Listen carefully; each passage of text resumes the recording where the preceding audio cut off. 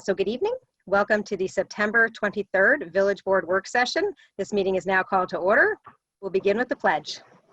Please stand. I pledge allegiance to the flag of the United States of America and to the republic for which it stands, one nation, under God, indivisible, with liberty and justice for all.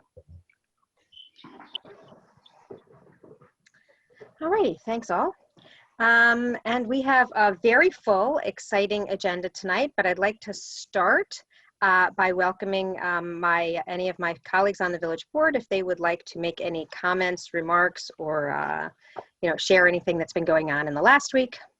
I'm sure there's someone who wants to say something because I know there's big doings in the census news. So Trustee Lopez, you want to kick us off with that or with whatever you have? I would love to. Thank you, Mayor. Yes. So I have the honor and pleasure to be able to make this announcement. So really excited about the fact that for many months we have been pushing to increase the response to the census because of how closely that number is tied to so many things. So local funding for things like roads, to the amount of representation we have in Congress, to so many things that are important. In fact, each respondent is worth $2,500 per year. And so that's we're talking about $25,000 in a decade. It's a large amount of money per person for our municipality. In addition to the fact that those numbers, those census numbers, are used for all kinds of projects and things for the entire decade, for the years that follow. And so we want to get as complete a count as possible. 10 years ago, we were in the mid 60s, below 65%. And our goal this year was to, at the very least, match that amount, if not increase it. And I'm very excited to say that we have reached 65%. And so we have reached that goal that we had as an absolute floor for where we would be satisfied of having 65% of folks respond to the census. Very excited about the round of applause for everybody to reach that accomplishment. That's great news. We have 7 more days to be able to continue to push. We'd love to reach 70. So if you can find 5% underneath the couch, would love to have that happen. So really excited about that. And anything that anyone else would like to add to that later on, please do, because it bears repeating. It truly is an accomplishment that is a reflection of the work that folks have done across the village, from our staff to individuals just bringing it up with their friends and family. Particularly given this difficult time where usually you would have a lot more in-person opportunities. The second and last thing that I'll say today is that Deputy Mayor Levin and I are participating in a digital conference this week. So Tuesday, Wednesday, Thursday of this week, the New York Conference of Mayors and Municipal Officials is putting on a conference called the Virtual Fall Training School with such sessions as Understanding FOIL and the Recent Amendment Impacting Police Disciplinary Records, Overview of Governmental Accounting, and Ethics. You can't escape it. So these are the kinds of sessions that are, they're tongue-in-cheek in many ways, but like there's a lot of really interesting, good information. And so I'll be coming next week with some of the highlights of what I've learned in those. And if there are any topics that folks might find interesting, want to learn more about, whether it's accounting or there's one on social media, there's a lot of really interesting sessions.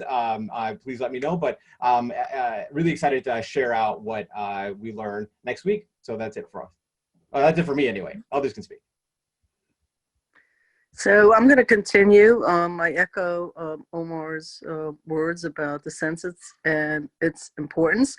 NICOM, which is the training, I actually thought that some of the courses I've been in really great, and frankly I miss the camaraderie of meeting mayors and clerks and just trustees, villages, towns in New York State, because we're so different as a state, and when you go to these things in person, you realize that there are so many communities that don't have fire departments because they can't find enough people. We're very fortunate that we have a significant volunteer fire corps, police departments, village meetings that nobody attends, some really interesting stuff. I did go to the one on fiscal management. They really have done a great job also discussing reopening villages. Somebody needs to mute, I think. Some really important stuff on budgets, especially in the pandemic, about doing multi-year budgets rather than single year. All sorts of, some stuff seems dry, but frankly, we don't really, as trustees, contrary to what people I think, we're not professional trustees. We don't get to learn about how to do oversight and how to manage and how to run meetings and what's allowed and not allowed, et cetera, et cetera. We have a lot of professional staff. So for us, it's a great opportunity. I miss the camaraderie, but I do love the fact that the platform allows you to see all these presentations really clearly and sort of stop and think a little bit and not run from one thing to the other. So I sort of think it's really cool, and there's some advantages to that. So, as Trustee Lopez said, next week we might hit highlights. Probably should coordinate a little bit, Trustee Lopez, so we're not talking about the same class through our meeting next week. The other thing that I do want to wish, I did this last week, this time of the year there are 4 major Jewish holidays. They come one after the other, and do want to wish everybody a good fast, which is coming up. Yom Kippur is sort of one of the high holidays for Judaism. So those of you that are celebrating, I have a number of non-Jewish friends who I've known almost all my life, and we always do sort of talk this time of the year. It's sort of fun for us. My big comment this year is that I hope the new year, Jewish New Year starts now, that the new year is just so much better, I hope, for all of us than the one we're leaving behind. I'd like to leave this one behind as rapidly as possible. So I hope a good new year to all in our community. And I think that's it for me, Mayor, so thank you. And I see, Bob Fritchie, you have been able to join us with video even from a remote location. Nobody would even know. We happen to know that you're not zooming in from Ossining, but there you are. Do you want to see if we can hear your voice as well? How the connection is? I know you're a little further out today. I'll give it a shot. I don't know how good the connection is. Pretty good. Pretty good. Hear me? Yep, pretty good. You had a big weekend. You had a big weekend. Do you want to tell us what happened? Something happened over the weekend. I'm honored to be the president now of the Westchester County Volunteer Firemen's Association for the next 2 years. It wasn't the pomp and circumstance that it usually is, but we had a condensed meeting, and everything went well. And we're looking forward to Ossining hosting the convention next year. They've graciously stepped up to host the convention again. We are more than prepared. We were more than prepared this year to do it, so we'll be even more prepared next year. So it should be a great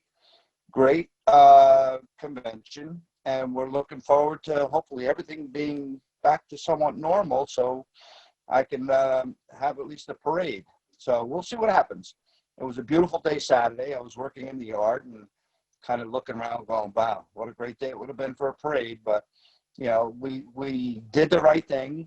We decided not to hold the parade and the convention. We just did a quick meeting to get our business done. And other than that, all is good. I am up in the middle of nowhere, and I didn't think this was going to happen, but I am there now, and I'm glad to be connected with everybody.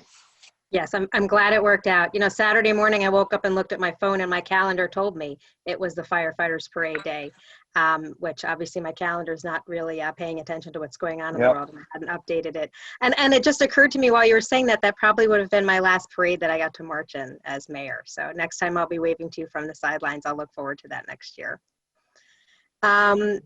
Is there anything else? You know what? I'm going to tell you right. Can you hear me?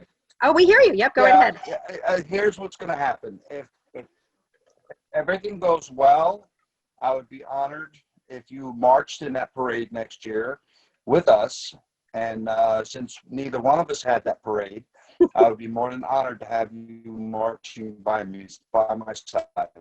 Oh, Bob, I'm honored. Thank you so much. Let's see if we politicians are still so friendly a year from now. It's, you know, I'm grateful for the offer, and I look forward to the big celebration next year. Thank you. Thank you very much. Trustee Quesada, we haven't got, yes, Trustee Quesada, we haven't got to hear your voice yet. Did you have anything to update us on today? No, not at all. No announcements. You know, obviously, congratulations to a dear friend, Bob Fraioli, and you know, sometimes it's not all about politics, Mayor. You know, it's you know. No, it's not. Not at all. You and I think we have a long history about that. I think it's not. We have one of the best political friendship stories in Ossining, I have to say, Mandy. Absolutely. It's been quite an evolution over the last half dozen years for sure. All right, then I'll just wrap up the comments and announcements and get to our very exciting agenda. I will remind everybody that this is our 4th Wednesday, and next week is a 5th Wednesday, which means we have a magical night off, so everybody have fun. But when we come back to you the 1st Wednesday in October, we will we'll be talking about our wetlands legislation, which we'll be talking about tonight, right? Yes, that's on our agenda tonight to talk about. We'll have a public hearing for that in 2 weeks, and I know that's one of the pieces of legislation that people have really been paying attention to for the wetlands protection. And so we look forward to having a conversation both virtually, you can tune in, or in person. We'll be back at the community center. We will also be at the community center tomorrow night, continuing with the theme of public engagement regarding environmental policy. We are going to have a public scoping session regarding environmental review of our comprehensive plan and some proposed updates to the comprehensive plan. So that is at 7 p.m., a little earlier than our usual start time, at 7 p.m. at the Joseph G. Caputo Center and virtually online. We are doing our very best every time we have these hybrid meetings to smooth out the technology challenges so that wherever you are, you can share your questions and hopefully be able to hear whoever else is talking in whatever Zoom room or the gym, wherever they are talking with each other. If you do join us in person, of course, wear your mask, be prepared to answer a few questions, have your temperature taken, and maintain social distance when you're there. The only other things I wanted to mention are, oh, that's right, it's car free. Go car free for the climate week. It's a whole week this year. It used to just be car free day. Now it's car free week. So for those of us who work from home, it's a little easier to be car free this year. We have a very different landscape when it comes to transportation this year than we ever have before. And we're very pleased to be participating once again. Ossining has been one of the most active communities with the Going Car Free initiative.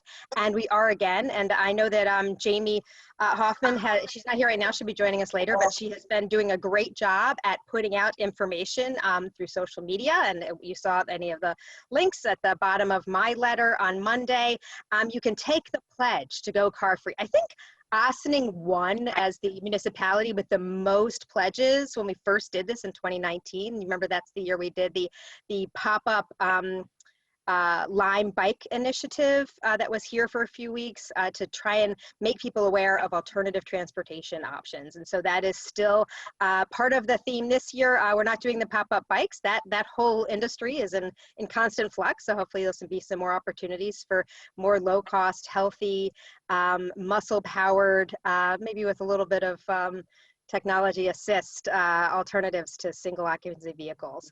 But if you can check out the links on our social media or on the bottom of my mayor's letter from Monday that can help you go right to the Take the Pledge. It's also on my Facebook page, it's on the Village's Facebook page, to take the pledge to go car free or car light if you can. And then I just also will call to folks' attention. We put out a statement on Monday, my colleagues and I on the board, and we talked about our commitment to supporting the Black Lives Matter movement, as well as supporting our local police department. Earlier this year, the governor issued the Executive Order 203, which is Police Reform and Reinvention Collaborative.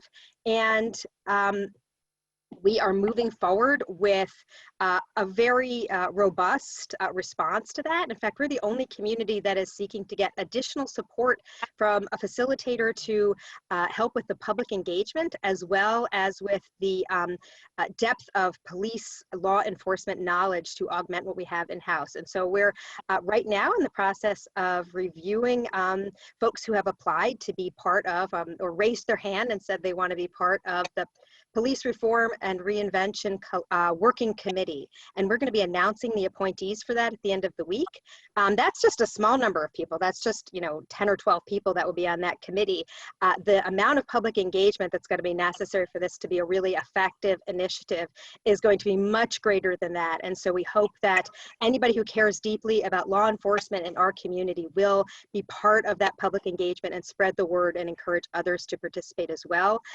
The public engagement and the review of our police policies will culminate in a plan that will be presented to the public early in the new year, and then we will ask for additional public input, and ultimately the plan will be passed in a public meeting, much like this, but maybe in a hybrid format by the Board of Trustees as the plan going forward. And all of that is guided by, in fact, I have right here the New York State, can you see it?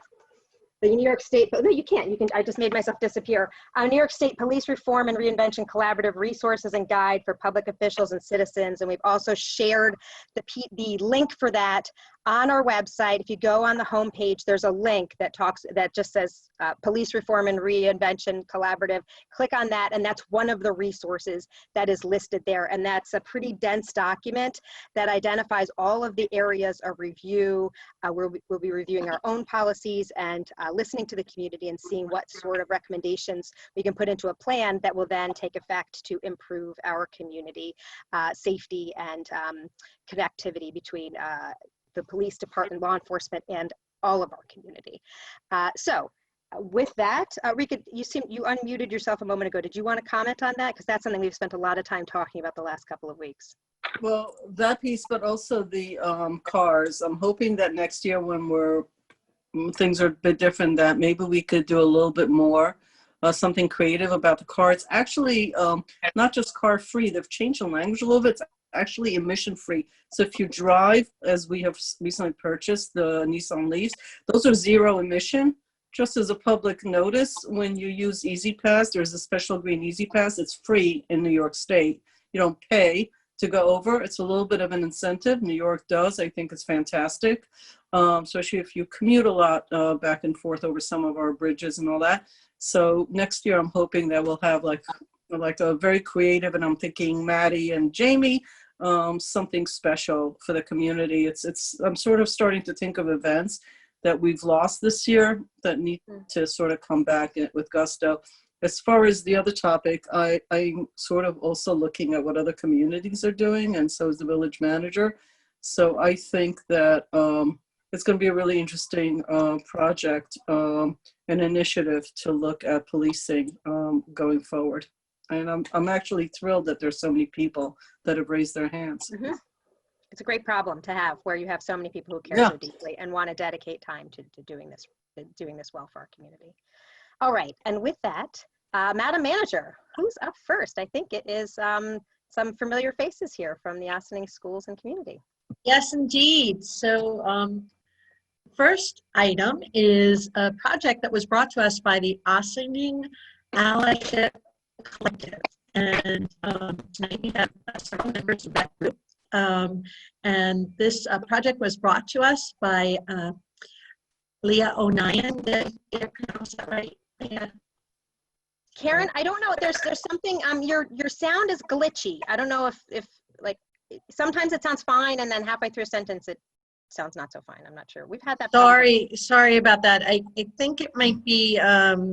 I may have to like move around or something. But you sound fine right now. Now you sound fine. Okay, so now maybe I'll just move in a little bit closer too. So anyway, I just wanted to say that this project was brought to us by Leah O'Neill. Did I pronounce that right?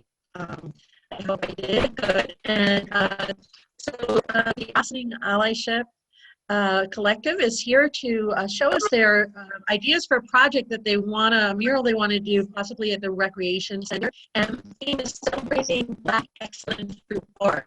So with that, I will turn it over to them, and I think we'll do a screen share. I believe they have a PowerPoint they're going to take us through. So. Hi everyone, let me just share my screen. There we go. All right, is everything shown on the screen? Is everyone good?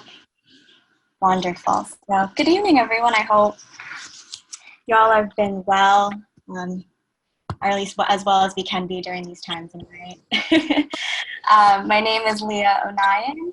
I'm one of the organizers of the Ossining Allyship Collective, and I am here with my initiative co-lead and one of the artists on the mural, Erin Austin, as well as our other talented artists, Melissa Cooper and Maxine Charles. Our other artist, Jasmine Mason, wasn't able to come, but she sends her well wishes to everyone here at the meeting.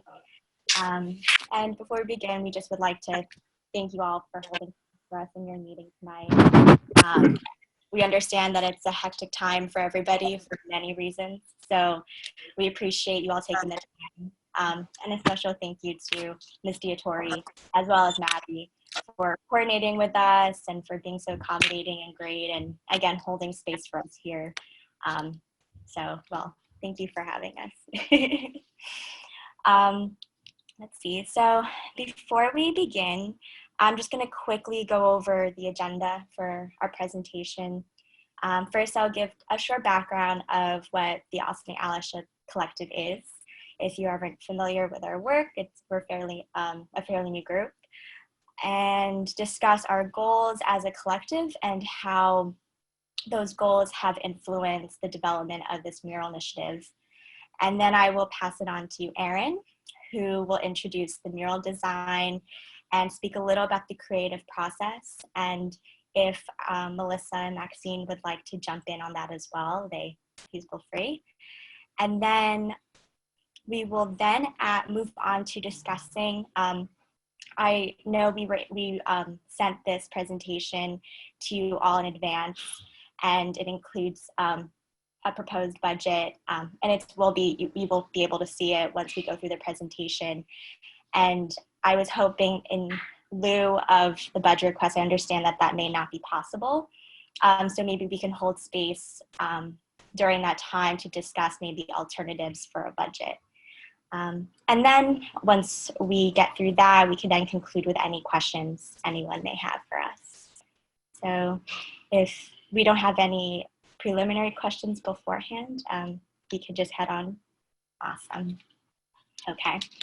So quickly, who is the Ossining Allyship Collective? The Ossining Allyship Collective, or OAC, if you haven't been familiar with us, we are a fairly new group that was brought together this summer, and it is a group of Ossining community members who are dedicated to aiding in anti-racist efforts, helping create racial equity in our community, and pushing for actionable change and creating racial harmony in Ossining. And we hope to mindfully do this through harnessing our white and non-Black POC privileges and resources that we may be able to offer the community. Moving forward, so one of OAC's, or a few of OAC's overarching goal is to act as shadows for the BIPOC leaders of this movement for racial equity, and as well as centering BIPOC voices, experiences, and perspectives in any of the initiatives we propose. And what better way to showcase that is through creative expression in a mural, showcasing the beautifully unique perspectives of, in this case, 4 Black artists from our very own community, that will hopefully be displayed at our very own community center. And so, kind of keeping that in mind, the goal for our mural is not only to be a means of raising awareness for the value of BIPOC representation in art, but it's also a celebration and motion for support for local Black artists and talent within our community. that being said, I'm going to just quickly pass it on to Aaron, and he can talk about our mural design. Okay, hello everybody.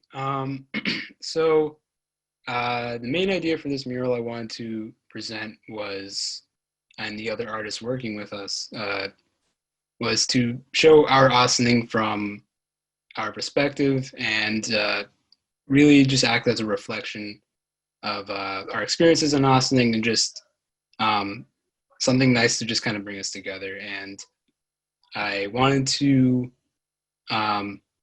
first off just saying that you know, Melissa and Maxine and Jasmine and I think we did a great job so far to collaborating on this, and really just coming up with a good design, I think, of just showcasing different elements of the town. And that was really our main intention, is just to showcase a reflection of the town from our perspective. And for now, in the design, I was not able to add people. I plan on adding various people, and including some elements of the recent Black Lives Matter march that we had in town recently. I think that was a really inspiring protest, and just showcasing that too. And wanted to show different elements like the the double arches and some parts of Main Street, and also the waterfront, of course. And yeah, and I just really happy that we were able to come together and hopefully make something that enhances the environment that it's in. So if Melissa or Maxine have anything to add to it, but yeah. Yeah, we really wanted to create something to celebrate Ossining's beauty. We want it to be inclusive and warm, but also, you know, to shed light on, you know, an ongoing problem, or just make people think a little bit. Like I know when it comes to the floral design, that was kind of like my little touch on this. I wanted the colors to be variations of browns. I had this experience when I was an elementary teacher, and it actually happened a few times, where I'm teaching the kids how to mix using primary colors, and whenever they mix a brown, the response is usually negative.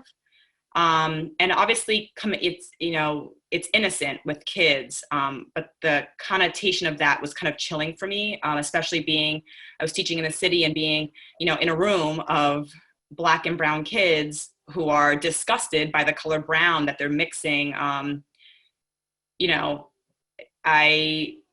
anyway, I would, you know, just thinking of that, I wanted to use brown as the beautiful color that it is, and to have, sorry, that's I have a 4-month-old crying in the back there. But I wanted to have variations of brown and to really show the beauty of the color. And I actually teach, when I teach, you know, people how to paint portraits, you can create every and any skin color by starting with brown, and adding variations of, you know, colors to lighten it or darken it. But yeah, so that was my little touch on it.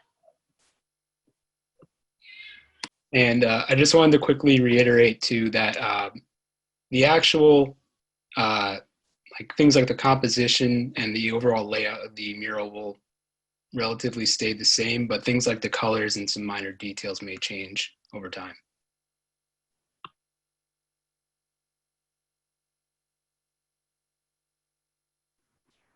Awesome. Sorry, Aaron, you were like a little fuzzy. Would you mind just repeating, just in case no one, in case everyone didn't hear it? Oh, okay. Yeah, I just wanted to reiterate that while the overall layout and like the composition of the mural itself will relatively stay the same, things like the final colors and some minor details may change also with time. So I just wanted to make that clear that this design wasn't the exact final.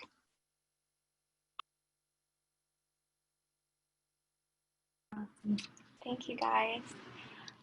So just moving forward, so as I mentioned, as I'm pulling up, I see the budget request breakdown and kind of a supporting question at the end with that. I'm just gonna skip that for right now.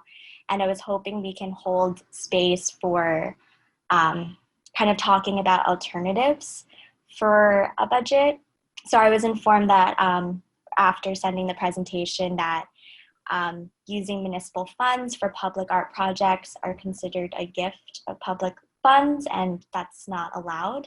If I'm getting that correctly, or Oh, could you take us off the screen share so we can all see each other? oh yeah, sure. Sorry about that. No, that's fine. Yeah, and you know what? That was the first that we had been made aware of that, and so that's a question for us to talk with our attorney about. And my question to him when I saw the email was a quick response of, well, what then are our alternatives for how this might be structured? Because having a mural on the outside of the building is certainly not an uncommon thing for us to see in communities. And so I'm wondering if that's something that we might be able to talk with staff about, other scenarios for how this might be structured or identified so that it can be done in an appropriate way. It was the first I'd heard of it. So Stuart, I don't know if it's worth going into detail right now, or if this is something we should discuss, you know, in detail at another time. I think we can discuss afterwards, Mayor. It's just bare bones at this point, but there are different alternatives that we can certainly go into.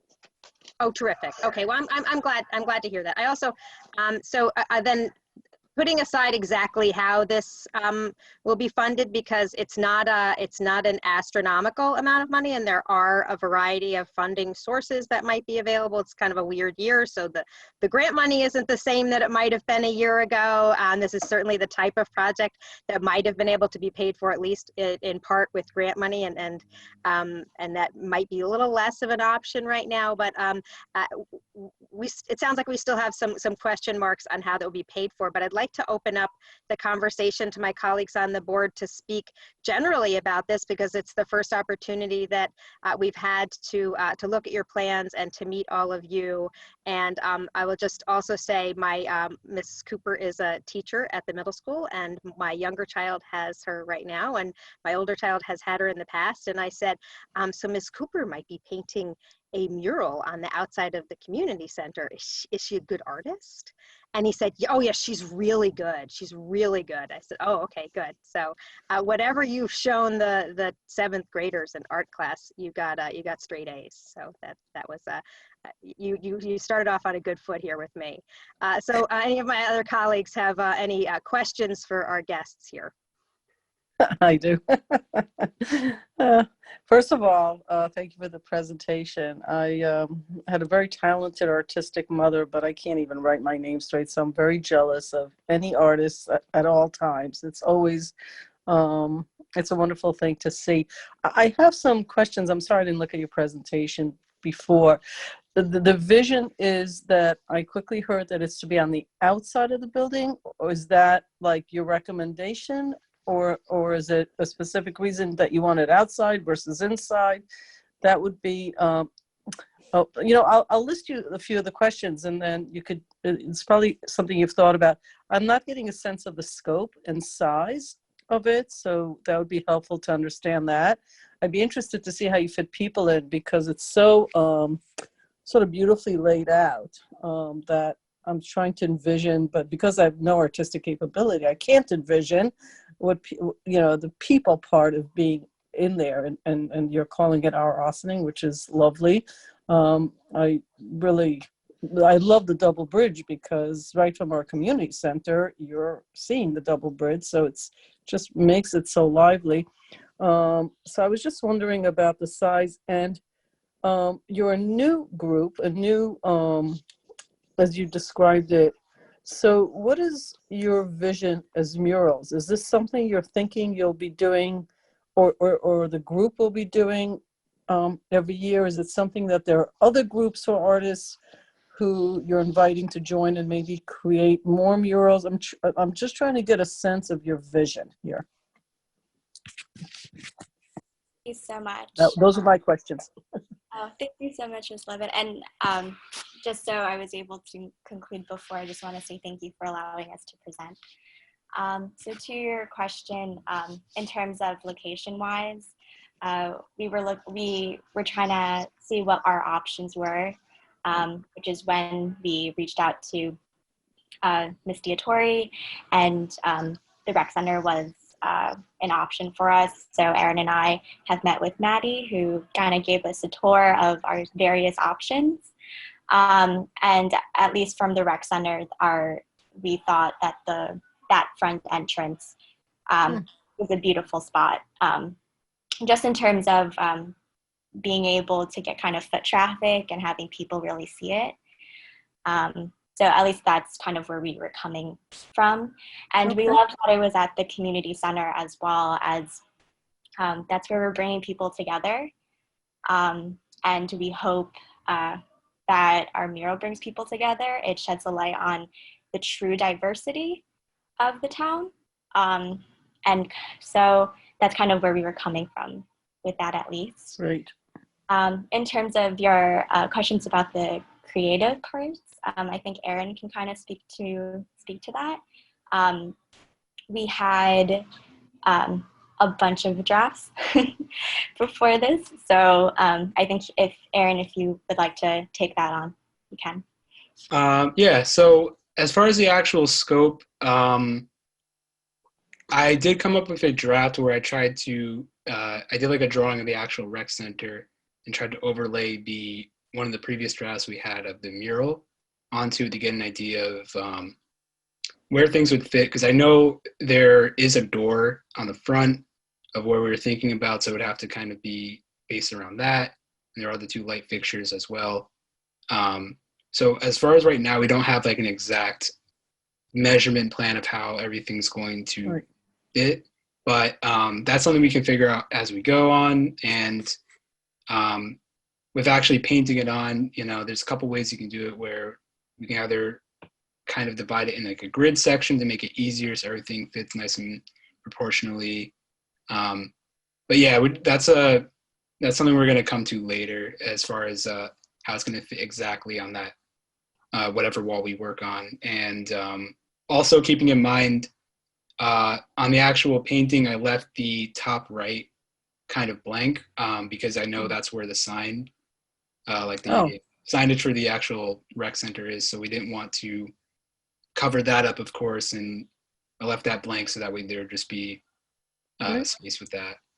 And as far as the people, so that's still being figured out as far as like where different people could go. But I think I left some open spots to where I think they could fit, where it wouldn't either be too distracting or take away from the rest of the mural. So yeah, those elements are definitely work in progress. But I thank you for your comments on it. I really appreciate it. And yeah.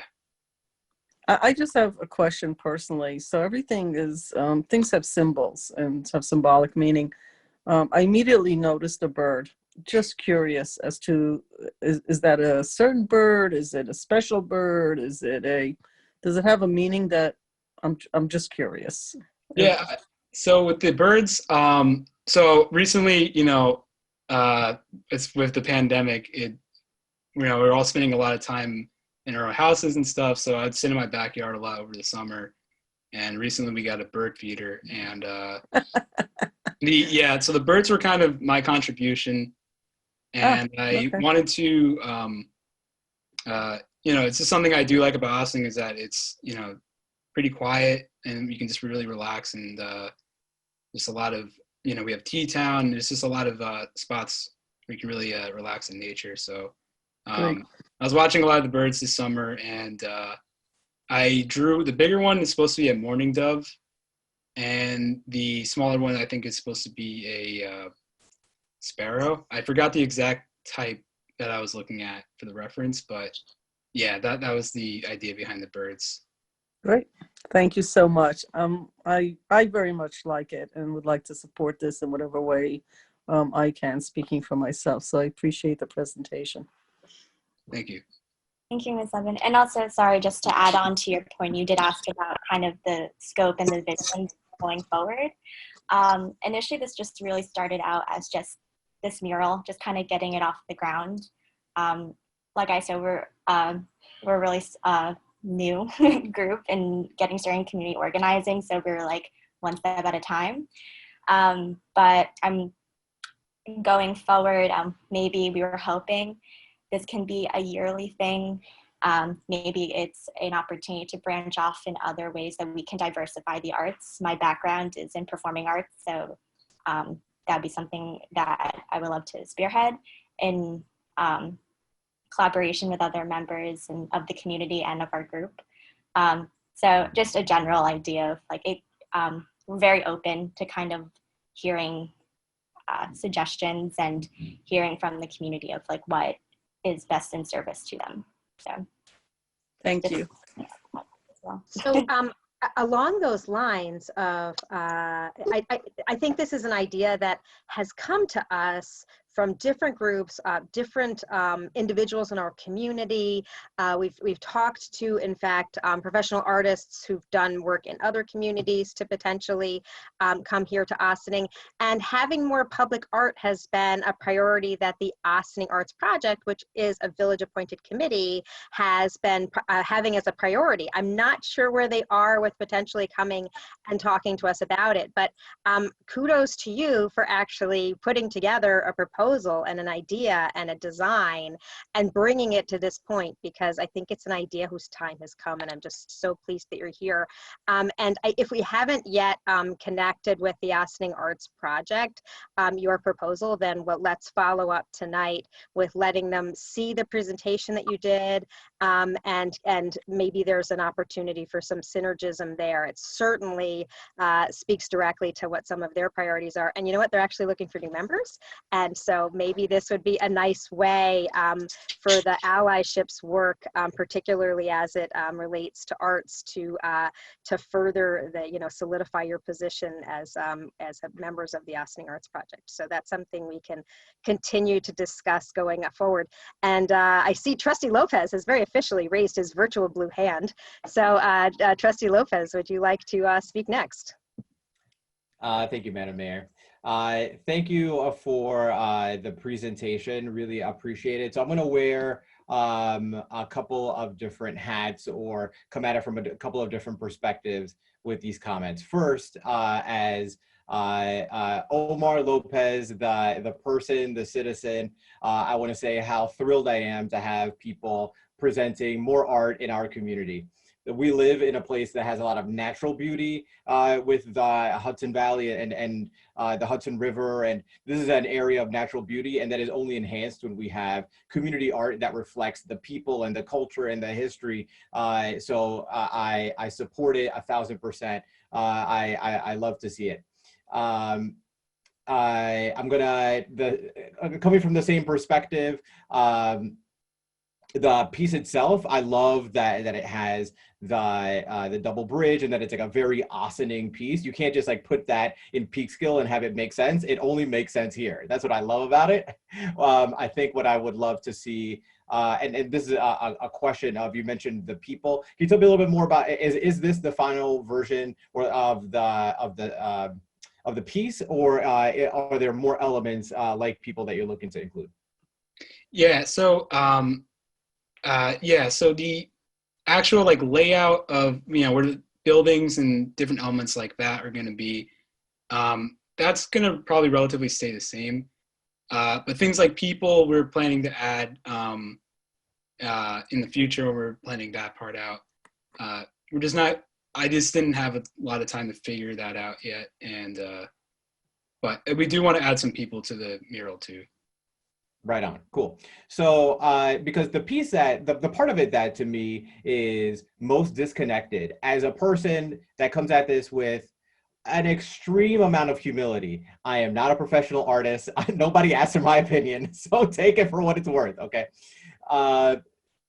This coming from the Ossining Allyship collective, to me, like there are pieces of it that, as you explain it, definitely make sense. The color choice, the bird, different things that symbolically represent pieces of anti-racism. But having anti-racism be one of the cornerstones of the OAC, to me, it doesn't jump out and scream anti-racist art, right?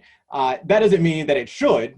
You don't need like a big fist in the middle to say like, hey, this is like very obviously anti-racist art. But I think that is where the question of people, if somebody's looking at this and says like, what do you get from this? I don't know whether likely like the addition of like something like, what is the artist? This is like a pop quiz. He had the magazine covers where it was like all of the people, and this is like back in like the 50s or 60s or something, with the turkey in the middle and freedom. Norman Rockwell.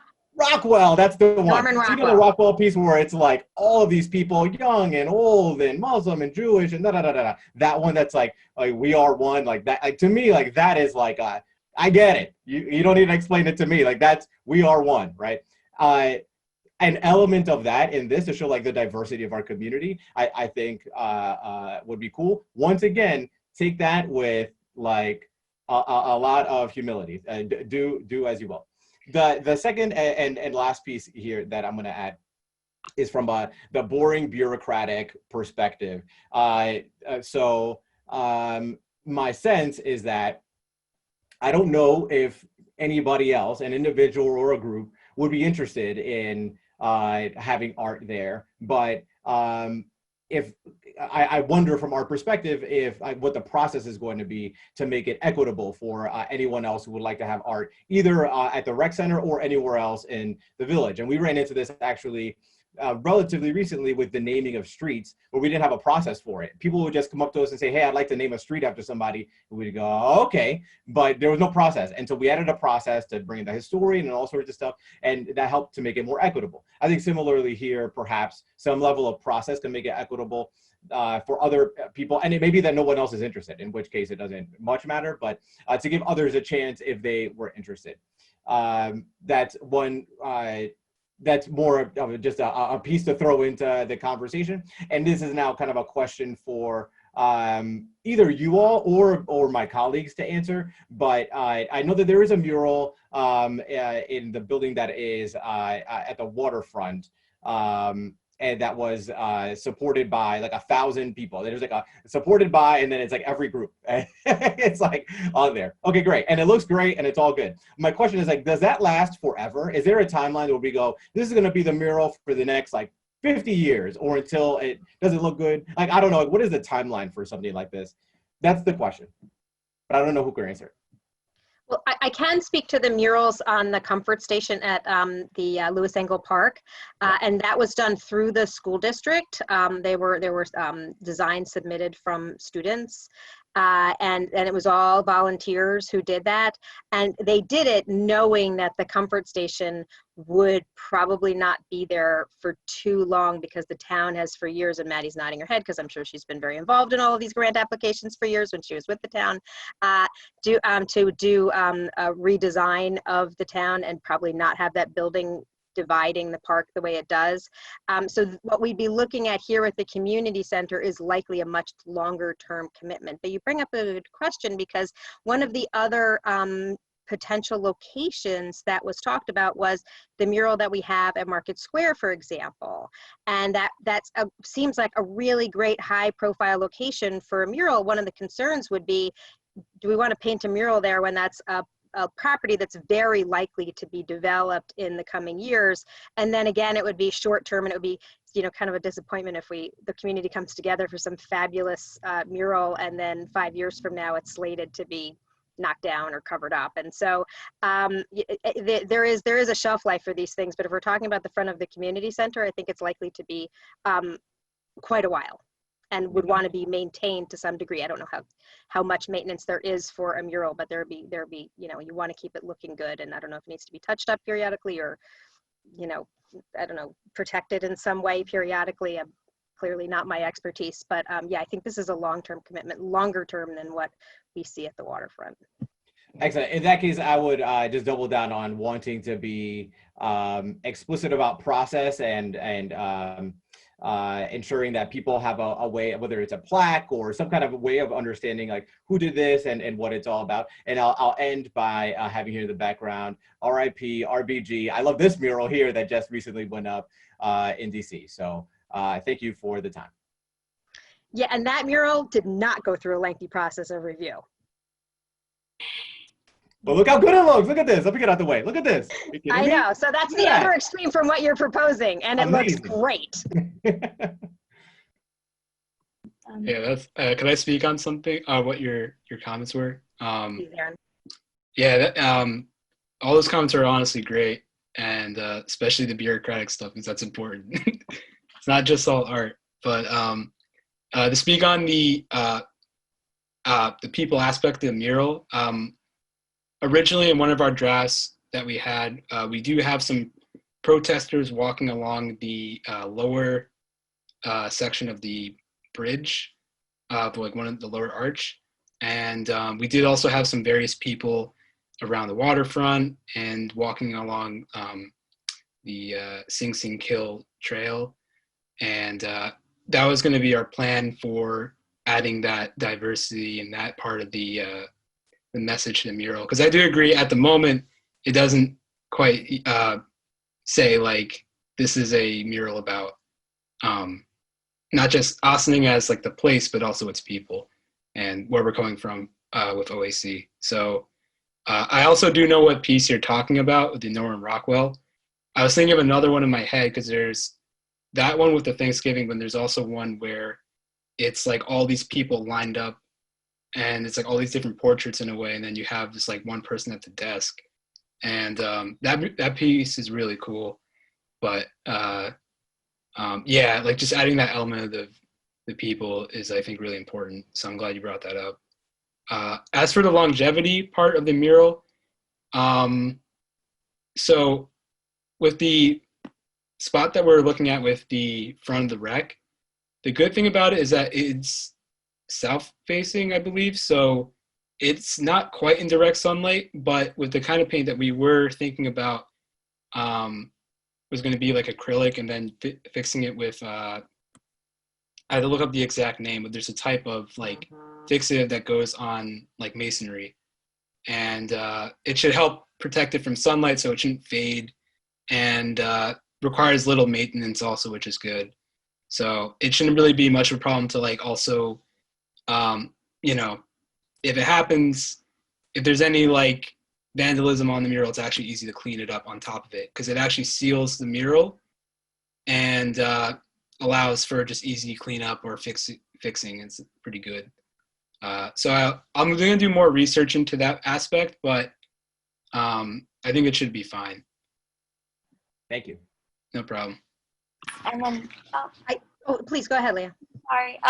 But yeah, and just adding on to Aaron, and just the idea of kind of building off of that is just we didn't also, at least the goal that was of the initiative and for OAC is not just the content of it being anti-racist, but kind of the back end of it being equitable, which is where the kind of the backbone of the budget of why we wanted a proposed budget is because we wanted to ensure that our artists are fairly compensated first and foremost. Obviously, like we will get to that discussion and we can work on what that would look like and all of that. But I just wanted to add that in there that, you know, not just in the front end of what you're seeing, face value speaks that message, but that everything on the back end of what we are trying to do is also centered around equity. So I just wanted to add that in there as well. Thanks. In just one moment, I'm going to ask Trustee Fritchie. He has his virtual hand raised, but we can't see him. But he has a question or a comment. But I did want to just what I was hearing from you about having people depicting people who were marching as part of the Black Lives Matter march this spring. I guess was it June? Then that happened. That I like the idea of the image, not only of bringing people to it, but of activism. And I think part of what makes Ossining so special all the time, and you're seeing it in your group and so many other groups of people in our community, is the incredible level of engagement and passion of the people who live in Ossining. And right now, activism around anti-racism is something that we're keenly aware of, and it would be so great to have that memorialized in this way to inspire future generations. So I like that idea. Whether you have like little tiny signs that say BLM on them painted in there or not, it doesn't necessarily have to be that explicit for people to get that concept. And I also am not an artist, so I'm not making a recommendation of what it should look like, but I love the concept of it, and I think that's a way to continue this landscape that you've begun, and depict that element that Trustee Lopez was referring to, what makes this anti-racist, in addition to being awesome Ossining. And so, Trustee Fraioli. Yeah, I think that pretty much in a roundabout got answered. My question was placement and size of where we were thinking of putting this, and I got the gist of it. So I really can retract my virtual hand right now. Okay. Well, I'm glad that you're still able to be tuning into what's going on, because I know it's a little more challenging for you to communicate from your remote location. What I'm hearing is a lot of support for this idea. I don't know if Trustee Quesada wanted to weigh in on it or ask any questions, or if staff wants to tell us next steps. Trustee Quesada. Thank you, Mayor. Well, thank you guys for coming over and doing this virtual process with us. It's interesting. While you guys were doing the presentation, I was going back in my head when I was in school and I was doing presentations in front of my teachers and my classmates. I was really nervous. You guys were natural, so my hats off to you guys. You know, no nervous at all. But I do have, I guess, if you could clarify just one thing for me, and part of your presentation, you said community members. When you say community members, what exactly, who's part of your group? What community members are part of your group itself? That's one question. The other one is, I'm a supporter of the project. I think it would be something kind of cool. And if the mayor remembers, a couple of years back, we actually did pledge for the village to be an artist village. And that was that's what Ossining collaboration. We had a different name for that at that time. We changed the name, but that was started many years back, and it was to encourage actually young minds like yours to do art in our municipality, in our village. So that's something that I think we always have been. This village board has always been supported for years for things of that. If you guys are not too familiar, maybe not remember too long ago, and the bicentennial of the village, 200 years, and you can still see it, is a maroon line on some of the sidewalks. That was actually the path of a lot of sculpture artwork throughout the village, and one of them is still right in front of Open Door, and the other one is on Village Hall, and one used to be in a community center. That's no longer there. I think some pieces were there, but not at all. The other one, the other concern that I have is, probably Karen can look into this. The facade of our community center, I want to make sure is obviously, I know there was some work done a couple of years back in regards to repointing and securing the brick and the mortar. So I wouldn't want you guys to go and put a mural in a facade that maybe a year from now we're going to be doing some work, and now that the mural itself gets damaged or gets removed because of the stuff that we needed to fix in the building. So before anything, my suggestion would be to actually do an inspection of the facade, make sure it's structurally sound, all the stuff is being taken care of before anything goes on that. And the paint that you are actually talking about is an anti-graffiti paint that could be as a coating that could be implemented into that, and that will actually help to prevent any graffiti or potential graffiti that could go onto those walls. But that's sort of my question. I guess I only have one question, and the other one is for staff. So if you can answer me, that would be helpful on my end, at least. So much for your support and for your question. So in terms of, your question is like our group itself, the demographics of our group itself. Okay. So as of right now, our group is predominantly white and non-Black POCs, mostly white individuals. And this is for the purpose, at least for now, the purpose is, so our Black friends and neighbors aren't carrying the burden of trying to tell us how to be anti-racist. So this is a space where we meet every week. Someone is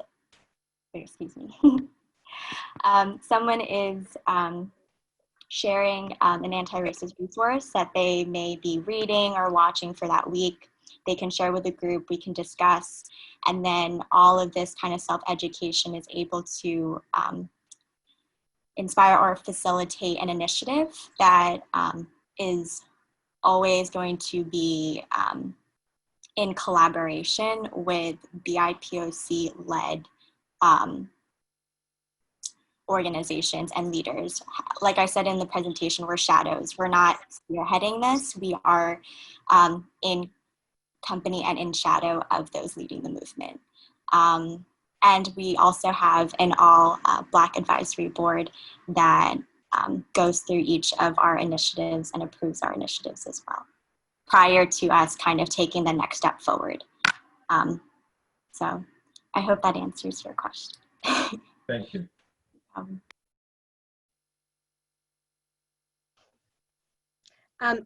Karen, I don't know if you have anything more to comment on this. If otherwise, I'll just wrap it up. And with, did you want to answer a question for Manny on this? Or are you ready to go to the next item? You know, as far as like the details of space, we'll make sure that those issues of future work are addressed. Sorry. Better? Nope. It's not that you're coming in and out. It sounds totally like just pure static. Sometimes, yeah. All right. Yes. I'll I think that further away is actually better than closer, maybe. By the way. Yeah. Okay. I'm sort of shifting all around. We'll just make sure everything is whatever space that we choose, we'll make sure that, you know, any work that's being done, we'll plan around that too. That'll be one of the details that we can accommodate going forward if the board wishes to consider this project. So thank you, and I'll just recap with a couple of thoughts from what I was hearing from my colleagues as far as process for this. As we pointed out, this is not the first time that the idea of a mural has been suggested, but this is the first time it's come to this point. And so, as was pointed out, we didn't used to have a policy we haven't yet institutionalized how people requested a street naming. And so, but then we did institutionalize it, but we did that after we'd had a few experiences. So I kind of feel like this might be a good opportunity for us to think about what are helpful steps in this process, and from that maybe it can inform a policy for the board, you guys, next year to create a policy that, you know, you'll have learned from this experience depending on how this unfolds. And then Manny, thanks so much for reminding us. Yes, I believe it was 2015. We became the first community in Westchester County to establish a cultural arts policy for the village of Ossining. And this absolutely 100% would further that goal that we all agreed to. And so I'm glad you reminded us of that, that good aspiration. And we put that in place at the same time that we appointed the Ossining Arts Project. And so I'm so pleased that this might be a way to really bring that, remind us of that commitment and to really bring something so special to our community. And so I want to thank all of our guests tonight. And it sounds like we have some conversations to have with staff about what could be our next steps. And then we'll be following up. Does that sound right, everyone? Okay. Thank you so much for having us. Thank you. It was a pleasure to virtually meet you all. Thank you. Thank you. You're welcome Thank to stay, you. but you can also go and enjoy your families now if you'd like. We have hours to go. Thank you. Madam Manager. Okay, hopefully sounds okay. Next up is our, we have Jaime Martinez and Stuart Kahan to talk about Local Law 7, our wetlands ordinance.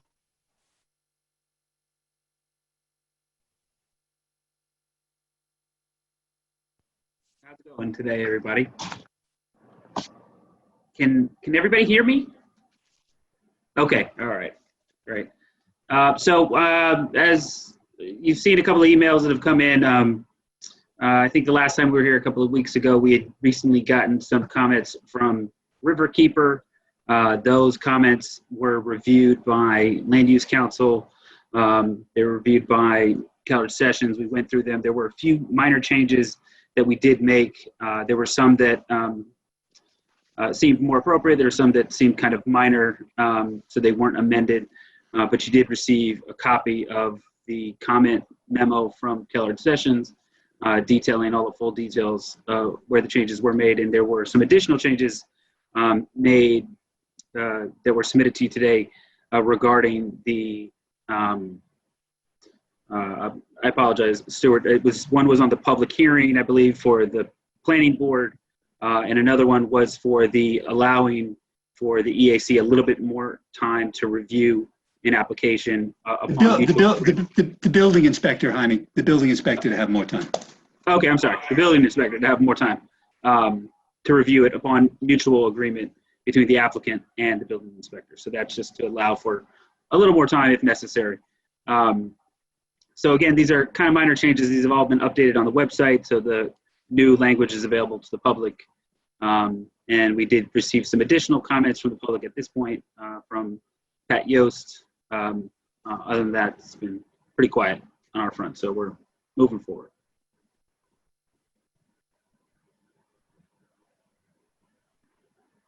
Thanks. I'd love to hear from my colleagues on the board. This is a piece of local legislation we've been talking about since well before COVID, and it was brought to our attention when there was a proposed development that is actually, had review and underway, but we became aware that Ossining Village did not have the same level of wetlands protection that our neighbors do, and that a lot, in fact, a good number of Westchester communities do. So thanks to everyone who's been working so hard to put together legislation that makes sense for our community, and we, and true Ossining fashion, have gotten some really thoughtful input, not only from our EAC, which is just such a terrific group of dedicated, thoughtful people. We're very fortunate to have that group of volunteers give us their thoughts on things like this, but also some local developers and Riverkeeper and other community members. I was very interested to read the notes from Pat Yost today, who serves on our Comprehensive Plan Steering Committee and is also a past Commodore of Chatham, so is very aware of our waterfront. So I know that this is something that a number of us on the board have talked a lot about, and Trustee Levin, you, as much as anyone, have been really a champion for moving this forward. Do you have any questions or comments at this stage? I don't. I appreciate that Jaime and staff, not only Jaime, but there are a number of people involved, that as we get Pat's questions, Pat's also on the Park and Rec, on the Rec Advisory Board. I appreciate that as people come up with thoughtful questions, that every effort is being made to take every question and really do some research and go through it. So it's sort of interesting to me, because we do always say to people, even if you can't make it to a public hearing, or even if you can't really find the time to come in person to anything, email's pretty simple. And so I'm really happy that Jaime and Stuart and really a whole bunch of people are kind enough to really take every single question seriously, thoughtfully, and then reply as much as they can to them. So I appreciate that. I'm just going to echo what I've been saying, which is we live next to a river in a pretty hilly area, and the environment is a really important piece of our infrastructure and our ability to live in a sustainable way. And we don't live on islands. And what one community does affects many communities, upstream and downstream. And so I was actually surprised to find out that our neighbors since the 1990s, including the town of Ossining, have had some sort of wetlands rules in place, legislation, policies, etc., and that we really had not done that. So I'm very happy that we're moving this forward even during a pandemic. So I very much appreciate the work.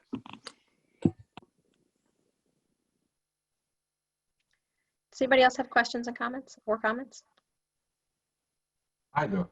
I'm not sure if anybody else is here. I guess my thanks, Omar. If you can go if you want. I don't mind going last. I guess my general question is, I'm not sure. I mean, I see some familiar faces. I'm not familiar with you, Robert. Daniel, I'm not sure who you are. If you're related to this, I apologize for that. I'm seeing you on the screen now, and I'm not sure, you know, what, but anyway. I think Robert's here for an upcoming topic. Got it. Okay. I wasn't sure if it was part of this conversation or not. So, all right. Thank you, Mayor.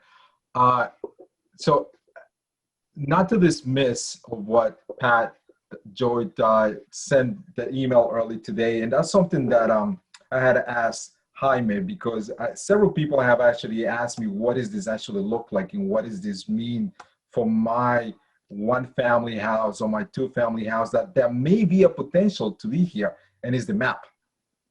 And I think a lot of the questions that a lot of people have, by looking at a map, by looking at the graphics, they'll be able to understand exactly what that means.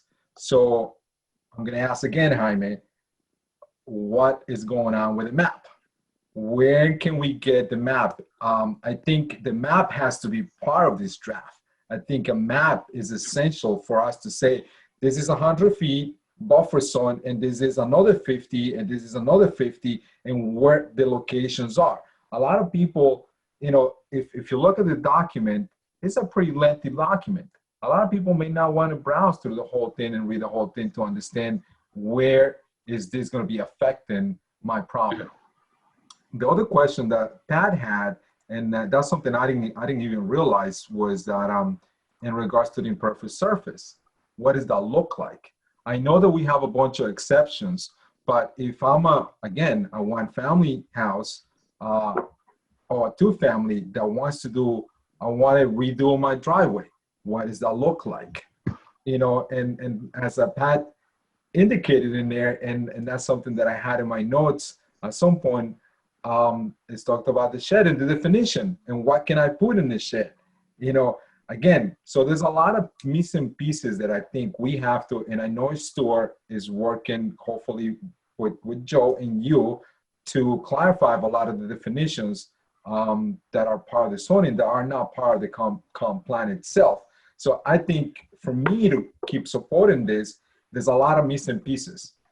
I like the language, I like where we heading, but there's a lot of missing pieces that I think, I don't want to get to it next year and say, oh wait, we never fixed that problem. So now we have to kind of go back to the issue that isn't, you know, we seen laws, and I know some difficult parts of the comp plan right now under 2009, where people have to go in front of the zoning board to get a variance because of the language of our zoning. You know, so how do we fix this? How can I support a legislation like this that has missing pieces that supports this? So I'm not sure, you know, how to move forward, and at least in my end, how do we do that? How do we fix the stuff that is essential that is not there yet? Trustee Quezada, can I just chime in for a moment? It is critical that if you believe that there are all these missing pieces, that Jaime and I know what they are. And I say it's for a very important reason. The only way the board can vote on the legislation is if the legislation is final. And as you know, it has to age. I know that better than most. And it has to be there for at least 10 days, 10 calendar days. So we're not saying at all that this is final. You can certainly have the public hearing before you have a final version. Indeed, you ordinarily would have the public hearing before because you want to hear from the public. But to the extent that there is a view that there are things that are missing, be it a map or other particular types of definitions, we need to know that because, again, the board can't vote on it until it's final, unless there is a message of necessity from the mayor. And if that were to happen, then you would need to have at least a 2/3 vote. So to the extent that there are issues that any member of this board thinks are missing from the legislation or are confusing in the legislation, and that goes beyond just the questions from Mr. Yost to the questions we've gotten from others, please make us aware of them, do it via email, by a phone, whatever, so that we can continue to have these discussions. Jaime and I have had lengthy discussions with the folks from Kellard Sessions, with our land use council, and the only way we can provide this board with a final version post public hearing is to know what all those issues are. I agree with you. What you do not want to do is come back sometime in 2021 to revise issues that exist. Absolutely correct. So to the extent that we can resolve any of those issues that exist now, we need to lay them all out, figure out what they are, and if there need to be more changes, there'll be more changes, so that ultimately we can give you a final version. The 10-day calendar period can pass, and then you can vote on it. But we're not there yet. We understand that. There are a few things that I know right now that do have to be changed, that will be changed with regard to the penalty sections in here. But otherwise, to the extent that there are other things, be it, as I said, map or definitional changes, please make us aware of all of them so that we can get those put in, or at least have the discussion with the consultants and with the board as to why those changes either should be made or perhaps should not be made, which is in fact what we did when it came to the proposed changes from the folks, particularly at Riverkeeper, and as well as with regard to the changes suggested by Counsel for Birchbrook Manor. Thanks. In regards to the map, I mean, there is a map that has been created, and it has actually been distributed to the board at some time. It is not on the website, so I'll make sure tomorrow that it does get posted to the website and is available to the public for review. So that's just an oversight, but I will make sure that that map does get posted. As far as the other questions for Pat, some of them are easier to answer than others, so it's kind of important that I go through and figure out the specific, precise answer to each one of those questions. So I'm going to start working on that tomorrow. As soon as I have answers to those questions, I'm of course going to give those answers to Pat, give them to the board of trustees as well, so that there's some clarity on those items. Obviously prior to the next time we meet. I'm just trying to understand the process. If we have people coming up with questions in a week, in 2 weeks, in 3 weeks, the process right now is every time an email comes in, you look at it, you analyze it, you get answers for it, and each time it's like a meter that stops over and over again. So what's the process here? So for Riverkeeper, they obviously had recommendations that were inline recommendations that were suggesting changes to the text. So those changes were reviewed and evaluated and taken into consideration with all of the other comments that have been given up to this point. For Pat's comments, they were primarily general comments and questions that can be responded to, but not inline recommendations to the change. I would note that we've gotten, recommendations and comments and concerns expressed to us about how this may not be reaching far enough and about how this is reaching too far. So there are certainly a mixture of opinions about whether or not an additional wetlands ordinance on top of the existing language that we have is necessary or not. And I think that the language that we have come up with so far has worked very, very tiresome to make sure that it is as fair and consistent with what we have been guided by the Board of Trustees to provide. So I think we've done a pretty good job. Pat's questions about the map are extremely relevant because the map is a huge piece of the entire puzzle. So that needs to go on the website. Some of the other questions I think are more technical in nature of, what happens in this instance, what happens in that instance. And so those require just an explanation of how the actual legislation works. To Manny's point, there was a lot of concern, I think, early on about making sure that the individual, 1 and 2 family homeowners were not harmed by this application. And so while there are some things that may sound a little interesting as you read them about the sizes of sheds and various different things, a lot of that is more closely connected to our existing building code. So if you wanted to get build a shed, it had to be a certain size. And there are, some regulations that are brought in about whether or not you can store gas and gas operated vehicles in a buffer area. That's information that was brought over from other pieces of legislation that Stuart, looked at and found in other municipalities. This is pretty standard stuff. The reality is that if you have a shed in your backyard and you put a lawnmower in there, it would be very difficult for us to police that. So even though the language of the text may not allow for it, the practical reality is that it would be very hard to enforce that in a buffer zone to know that every single shed did not have a lawnmower in it. I have a shed and I have gasoline in my shed in my backyard because I don't want to put it inside my house. So I think a lot of people are kind of making the same, but it makes it Jaime, and challenging. and that's exactly my point. That's something that I don't look. I've been sitting here for a long time, and we have passed legislations and laws that they don't get implemented. They don't get enforced. I don't want it. I want to kind of stop that cycle. So if we're going to put something in the books, I would like to make sure that it's actually something that makes sense. Okay, I think that particular piece would just because that language or the language or any language is part of other municipalities. Does that make sense? Sometimes it doesn't make sense. Sometimes we have to tailor to the needs of our community. Sometimes we have to do those things.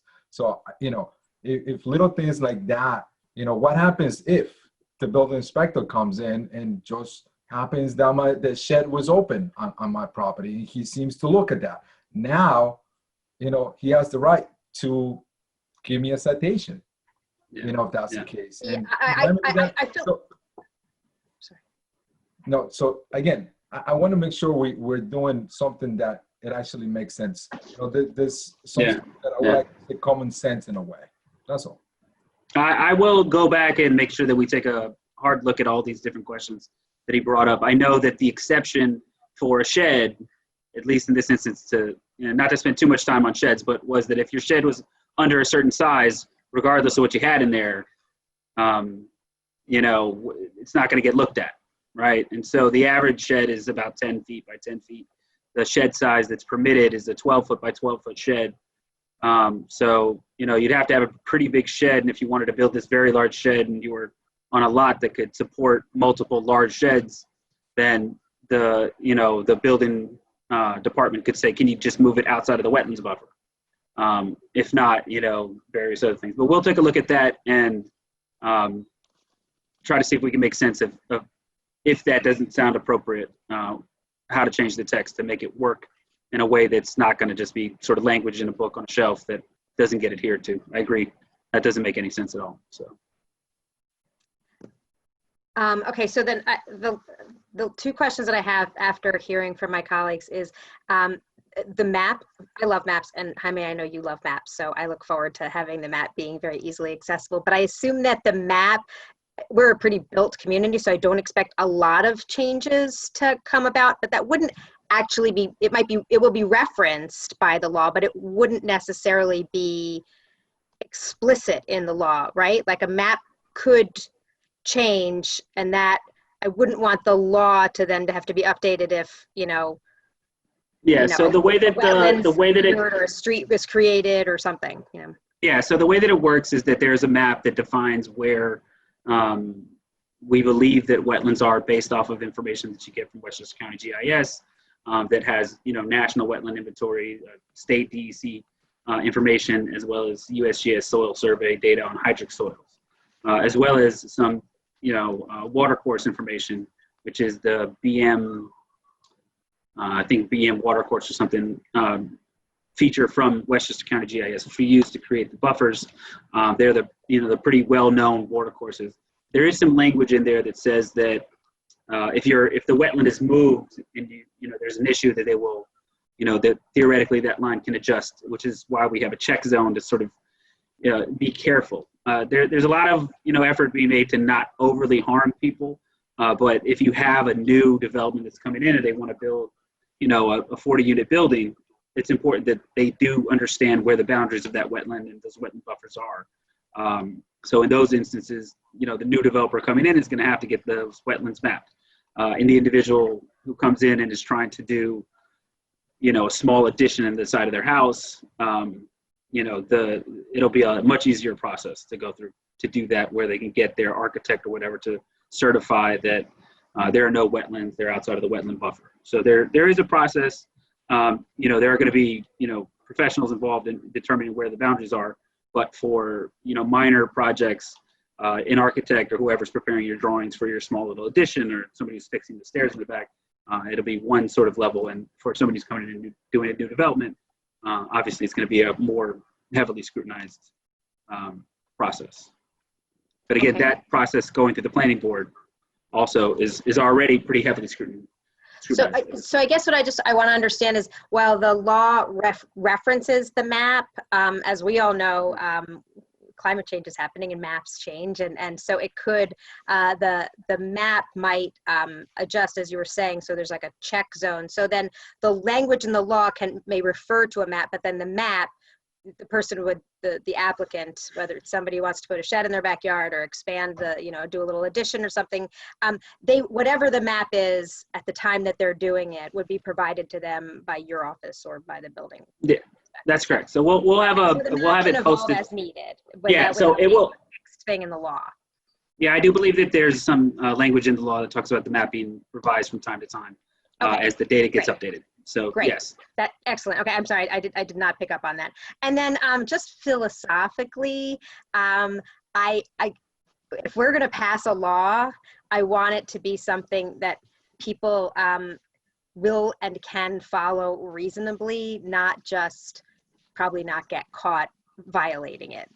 If it's going to be violated as a matter of reality routinely by people who really want to follow the rules, then then we shouldn't use that language in the law. But what I don't know is there some reasonable level of requirement that could be included that would allow, is there a best practice for people to be able to put a lawnmower in their shed in a wetlands buffer zone that would protect the environment and not make it outrageously expensive or insurmountable for an ordinary homeowner. And I should also just clarify for people that didn't read the email that we're referencing from our community member. He kept talking about people doing improvements to property, which largely is individual property owners. It's not, most often those are the people we're worried about protecting and that are likely to run into this, and we're trying not to create anything too onerous for them to be able to follow through on financially or, you know, just being able to figure out the process.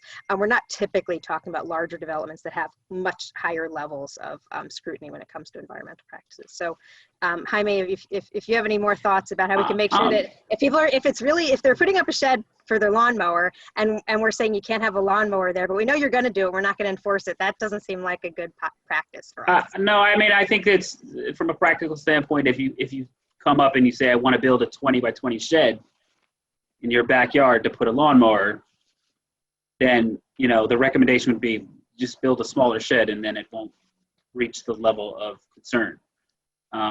I think that if you wanted to do a 20 by 20 shed and you wanted to put lawnmowers and you wanted to do all these things, then you just have to go get a wetlands permit. you know, 20 by 20 sheds don't usually get built that often. So that it's kind of a very, you know, I have yet to hear of anybody coming in to do that up to this point in the past 6 months. It doesn't happen that regularly. They could still get a wetlands permit, and I imagine that if there was some disturbance or there was some concern about drainage, then there would just be some recommendations on to how to prevent any sort of, you know, oil or stuff leaking into the wetland buffer.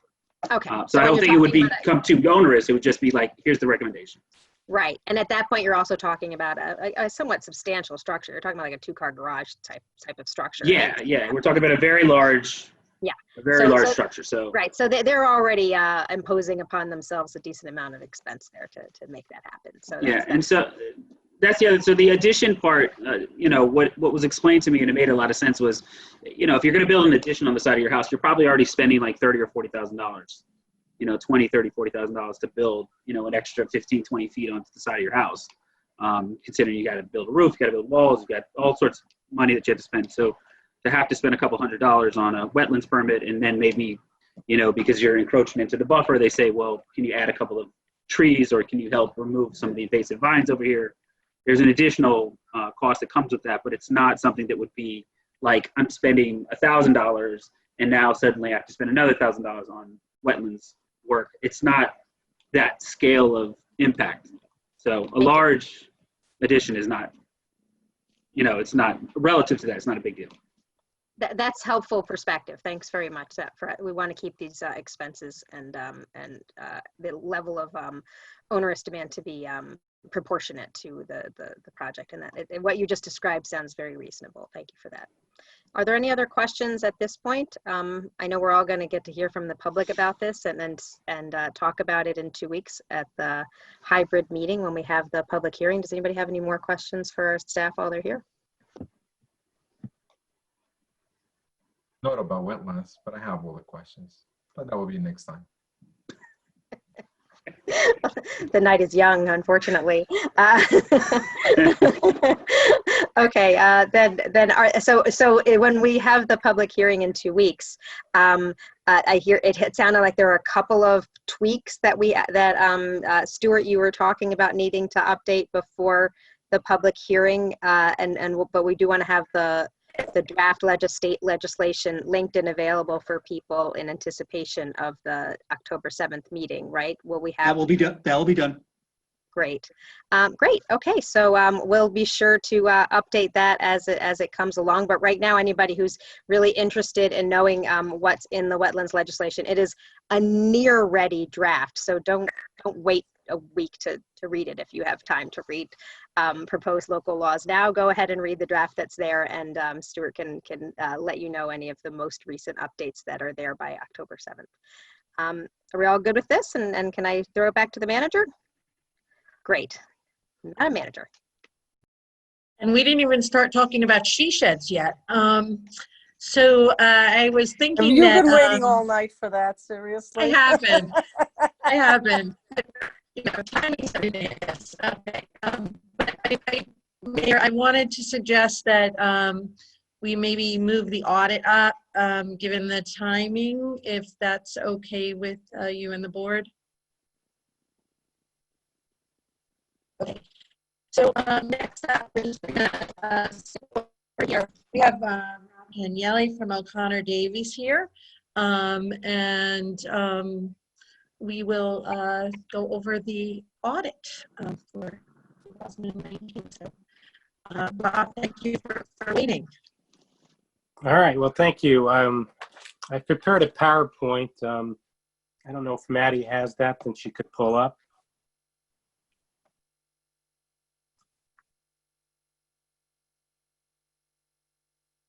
Okay, great. So again, good evening, and thank you for having me present the audit results for the Village of Ossining for the fiscal year ended December 31st, 2019. Again, Chris Koff was also a partner, had a medical procedure, so he couldn't be with us tonight. So I thought, before I begin, I just wanted to thank, the village manager, the assistant village manager, as well as the finance folks that we really dealt with, Tom and Dale, for their professionalism and their help throughout these difficult times. And, with COVID and trying to complete the audit. So again, thank you for all those efforts. I thought I'd put together a PowerPoint rather than going through a 100-page audit report. So if we turn to page 2 of the PowerPoint, there's a lot of information. I'm not going to spend much detail, but we'll go through a summary overview of what our deliverables were and our communications. We'll spend a little time in the general fund, which is your main operating account, and we'll talk about some budget to actual summaries, some 2-year comparisons, as well as some graphs that show really your sources of revenues and sources of expenditures. There's a slide in there on your water fund, which is also considered a major fund of the village. Again, some budget to actual information and some fund balance analysis. You do operate some other funds, so we'll briefly talk about those. Your debt service requirements, some significant estimates that are included in your audit report that potentially could affect your budget process. And then we have some closing remarks. So if we turn to page 3, again, our field work was completed in June. We spent a week out in the field. We had 4 people out there. There's always some follow-up. There's the management's discussion and analysis that's prepared. So we had some follow-up and completion in July and August. We issued a report on August 17th. The report is dated August 17th. So our deliverables, what's included in your audit report is the first 3 pages are what's entitled the Independent Auditor's Report on the basic financial statements. We have issued what is termed an unmodified opinion. An unmodified opinion is also known as a clean opinion, and it's really the highest level of assurance that an entity can receive. And it basically states that the financial statements present fairly the financial position of the village at a specific point in time, in this case as of December 31st, 2019, in accordance with what we call generally accepted accounting principles. Also included in your packet was certain required communications to you folks, to those charged with governance, to the board. And included in that packet was a management letter. So I'm happy to report that we did not identify any control deficiencies that we consider to be material weaknesses or significant deficiencies. I believe we had 1 comment to report. We also had only one recorded audit adjustment. We had no what we call uncorrected audit adjustments, and that just means that if there's an adjustment that we feel is not material to the overall village, we could pass on it. But in this case, there was nothing that we passed on. We encounter no difficulties in the conduct of our audit. The village has a very strong finance department. During our audit process, we are required to communicate to you any fraud or allegations of fraud that are noted during the audit. And again, there was no fraud or allegations of fraud that was noted during the audit. And again, no disagreements with management. If we turn to page 4, page 4 is a high-level summary of your general fund, your main operating account, and it's a 2019 budget to actual summary.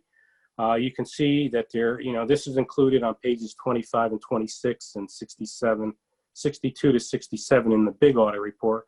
But in this condensed version, you can see there are 4 columns. The first column is the original budget, and that's what the village board approved back in the fall of 2018. And again, from a high level, you originally budgeted revenues were $35.6 million. Your expenditures were $34.7 million, representing an excess of revenues over expenditures. However, there's some things that we call other financing uses, where the village transfers money to their debt service to pay principal and interest on their bonds. When you factor in all the other financing sources, you come down to that bracketed number, that net change in fund balance, the $1.1 million. And really there are 2 components there. In order to balance the budget, a piece of that, $189,000 of prior year encumbrances that automatically roll and they amend your current year budget. So essentially these are commitments you made last year. And so you're utilizing last year's budgeted funds, and they carry over to the current year because you didn't receive the goods or services until 2019. And then the larger component, almost $980,000, is what the village board used from its own resources, its own fund balance, to balance the budget and thus provide a form of property tax relief. So if everything went according to this plan, you would have assumed to use $1.1 million of your own funds, essentially creating a loss, if you will. The middle column, during the year, things happen. You get some anticipated revenues that you amend your budget for, or you want to do projects in capital fund that you amend the budget to transfer money over to that. And that's really what happened, the larger number here. If you look at the transfers out, you did amend the budget some $1.5 million or so. That money was moved to the capital projects fund to do projects, streets and sidewalks resurfacing and those such kind of projects. So now you amended the budget from 1.1 to $2.6 million. So again, if everything went according to plan, you would have anticipated using $2.6 million of your own funds to balance the budget. So the third column is, sure. I guess the numbers that you're saying, I'm not having an easy time matching them up to the numbers that I'm looking at on the screen. It's the middle column, the final budget. And I'm just noting that if you look at the transfers outline, it went from 2.2 million to 3.8 million. So the board had a resolution to transfer $1.5 million to the capital projects fund to continue its streets and sidewalks resurfacing projects. So that's how we got from the 1.168 to the 2.629 that you're, okay. Yeah, you were utilizing your own funds to do these projects rather than borrow. Right, okay. So then the third column is your actual results. So from a high level, and the next slide breaks it down a little further, but from a high level, your actual revenues came in at $36.9 million. So all the way to the right, you can see that that's a positive variance compared to your final budget. And we'll talk about it in the next slide, how you generated that. Even better on your expenditure side, you can see there was a $2.2 million savings or positive variance compared to your final budget. You come down, you factor in your other financing sources and uses. So everything that happened for the year, you actually generated revenues that exceeded your expenditures by almost $690,000. So you're able to add that to your opening fund balance of $15.6 million. So you end the year at $16.3 million. I guess I was making those points. If you go up to the third line from the bottom, the net change in fund balance, in the original budget, you anticipated using $1.16 million of your own funds. You amended that to do those projects to $2.6 million. However, based on your revenues and expenditures that happened during the year, you actually generated a profit, if you will, revenues that exceeded expenditures. So you didn't have to use those funds. So that swing from anticipating the use of $2.6 million to actually generating a surplus of $690,000 represents all the way to the right a budget surplus of the $3.3 million. So again, in the middle column, if everything went according to this plan, you would have used 2.6 of your own funds, basically generating a loss. But because you had revenues that came in better than you anticipated, and you had savings on the expenditure side, you actually generated a profit, and you didn't have to use your own resources. You were able to offset those. So from a budgetary perspective, you did rather well, $3.3 million. From an actual standpoint, you did almost $690,000 better than you anticipated. You could add that to your fund balance. So if we turn to page 5, it's just a comparison of your fund balance from 2018 to 2019. So again, at the bottom is the total fund balance, the 16.3. So that's up $690,000 compared to $15.6 million. However, it's broken down on what I'll call different buckets. So of the $16.3 million, you have monies in what we call non-spendable fund balance, $706,000, the third line from the top there. And what that means is you have monies that are not in the form of cash. You have some inventories, not a lot, about $20,000 or so. And what we have is something called prepaid expenditures. And what that means is that you paid your retirement bill in December, although the retirement bill runs through March 31st. So there's a prepayment. That just means that the cash has gone out the door, but you haven't recognized that expense yet. So you'll recognize that expense in 2020, and it would be taken from that bucket, if you will, and have no effect on your unassigned fund balance. You do have money set aside or restricted for crime control, $30,000. You have money set aside for future capital projects, $262,000. You've committed some funds for economic development, $17,500. There's some funds that we call assigned or encumbrances. These are purchases on order. These are items that you committed to, however, you haven't received the goods or services as of December 31st, and roughly those equate to about $121,000. Again, those are going to roll next year and amend your 2020 budget. But more importantly is that subsequent year's expenditures.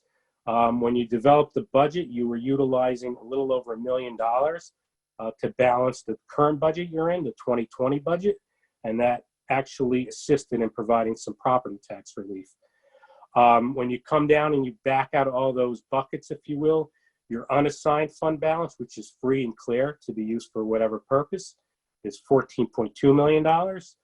We like to compare that to your 2020 adopted budget, and you can see your unassigned fund balance is rather healthy at 37.5% compared to your 2020 budget. The state controller really doesn't put out guidance of where the fund balance levels should be, but the Government Finance Officers Association issued some guidance where fund balance should be, and they really said it should be roughly about 2 months of your annual expenditures. And if you really do the math, you're really well over that that type of guidance. So, you know, kudos to you guys. This is a rather healthy fund balance for your general fund. Page 6, how did we get there? So page 6 is your revenues. 2019 budget to actual. You can see the top there, real property taxes all the way down to miscellaneous. Your real property taxes make up about 60% of your overall revenues. But to the right there, I looked at the top 4 categories that really had swings for 2019. If you look at real property taxes, generally what you don't collect is set up as a receivable. However, the standards don't allow you to keep that receivable forever. They allow you to look at subsequent collections for January and February of 2020, and whatever you didn't collect has to be what we call deferred. So basically, we had to defer some money, so your anticipated tax collections were less than were expected. So that came in less than your budget by about $237,000. On the other hand, what we call the third line there, your non-property taxes, which is your sales tax, actually exceeded your budget by $591,000. And basically, in Westchester County, the sales tax was increased by 1%, and that was effective in August of 2019, and that really created the favorable variance through the end of the year. And that should continue into 2020. I don't know if COVID has any effects on this, but we'll certainly see.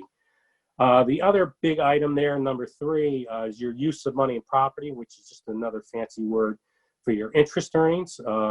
Again, interest rates were on the rise in 2019, so you did have a favorable variance of about $367,000. But as you know, COVID hit and the interest rates just dropped. So we don't expect to see those types of numbers in 2020. And then the other big item there is your license and permits. You did have a spike in your building permits. So you realized almost $485,000 of revenues compared to your budget of $295,000. So roughly about $188,000 better than you anticipated. So from an overall standpoint, you know, you generated or had a positive variance of a little over $1 million compared to your final budget, and that's roughly about 2.8% of your budget on the revenue side. So page 7, I just wanted to put a pie chart of what and I'll just discuss the top 3 drivers of your budget. And as I mentioned, your property taxes make up about 60 to 61% of your budget. What we term the non-property taxes, which is really your sales tax, which is the largest component. There's some franchise fees and utility gross receipts. That makes up about 14% of your budget. And then we have what we call interdepartmental charges that makes up about 10% of the budget. And those are services that the town offers through the village, and that includes your finance and data processing, some engineering services, your prosecutor, your police and fire protection, your snow removals, and some of your recreation services. And then I don't want to spend a lot of time, but on page 8, I thought I'd pull out maybe 8 of those major revenues and kind of do a comparison, actual results from 19 as compared to 2018. And again, your real property taxes are up about $600,000, but the village has remained within the 2% property tax cap, or the tax, what they call the tax levy limitation law. So again, you're within the allowable limits. As I discussed before, your non-property taxes again are your sales tax. You could see you generated about almost $600,000 better than last year. And again, that's mostly attributable to the 1% increase effective in August of 2019. Your departmental income, which is consistent with the prior year, and that includes your off-street parking permits, your day camp fees, and recreation fees, your refuse and garbage. Some of those items may be impacted in 2020 based on COVID that began really in March. So maybe your second quarter may be impacted as people were working from home, and maybe parking permits were needing, day camp fees obviously maybe postponed and things like that. Your intergovernmental charges, again, pretty consistent from year to year, and that's mostly your police services that are offered by the town. Use of money and property, again, we saw an increase as compared to 2018, but we won't expect that to happen in 2020 based on the market decline early in March. Your license and permits are up about $95,000. Again, building activity, I'm not sure if that'll be impacted in 2020. I would say that some of these things may be delayed, but eventually that'll begin to pick up and should be picking up at this time. Your fines and forfeitures, again, represents your tickets issued, and these are down about $100,000 or so. Again, no impact on 2019 related to COVID, but this can certainly have an impact in 2020 as the courts were closed for many months from March through at least through June. And then your interfund revenues, charges to the other funds consistent with the prior year. And I just wanted to add in that all other categories so I could tie to your total revenues. I just want to clarify for anybody. I think you also do the audit for the town of Ossining, and everybody in the world has trouble distinguishing between the town and the village or referencing it carefully. But we have a lot of IMAs with intermunicipal agreements, which I assume it sounds like is reflected in the intergovernmental charges. And I just want to clarify for anybody listening that the village provides police services to the town, and so that's why they pay us an intermunicipal, as part of the intermunicipal agreement. And that's an example of the largest chunk, it sounds like, of the intergovernmental charges. Unlike most communities where the town is a larger municipal entity and provides more of the services, in this case, the village is the larger municipal entity and typically provides the services to the town. Though not always, but generally. Thank you. Yes. Okay, page 9, quickly. This is, again, the expenditure side of your general fund budget. And again, as you look all the way to the right, you can see that there were expenditure savings in all categories to the extent of just under $2.3 million, a little over 6% of your entire budget. So again, savings in all categories, most notably in employee benefits. You had savings in your workers' compensation benefits. You had savings in your retirement expenditures for the employee retirement system and the police and fire retirement system. And you had savings in your hospital and medical insurance compared to your final budget. So let's turn to page 10. And 10 is, again, a pie chart of where your expenditures occur in 2020. And again, the top 3 drivers of your expenditures are your public safety, makes up about 32.5% of your budget. Employee benefits, a little over 27% of your budget, and that's police and fire, as well as overall village employees. And then you have transfers, and what transfers are, and that's about a little under 11%, and that's transfers to the debt service fund to pay your principal and interest on your bonds outstanding. And then the other component there, the fourth component, is your general support, which is about a little over 10%, and that's basically the administrative services throughout the village. Page 11, again, is just trying to pull out maybe 8 or so items on the expense side and compare them actual 2019 results to 2018. If we start with your general government support, and as I said, that includes your law department, your central garage, your judgments and claims and things like that.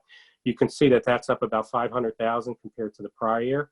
And that's really a result of a claim that was paid in 2019, roughly about $350,000. That made up mostly that $500,000 variance.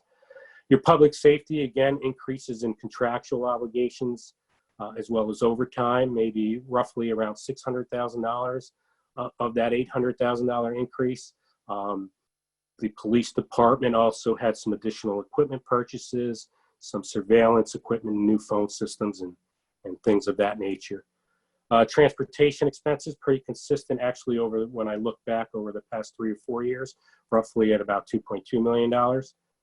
Your culture and recreation programs, again, consistent with the prior year, roughly about $2.8 million.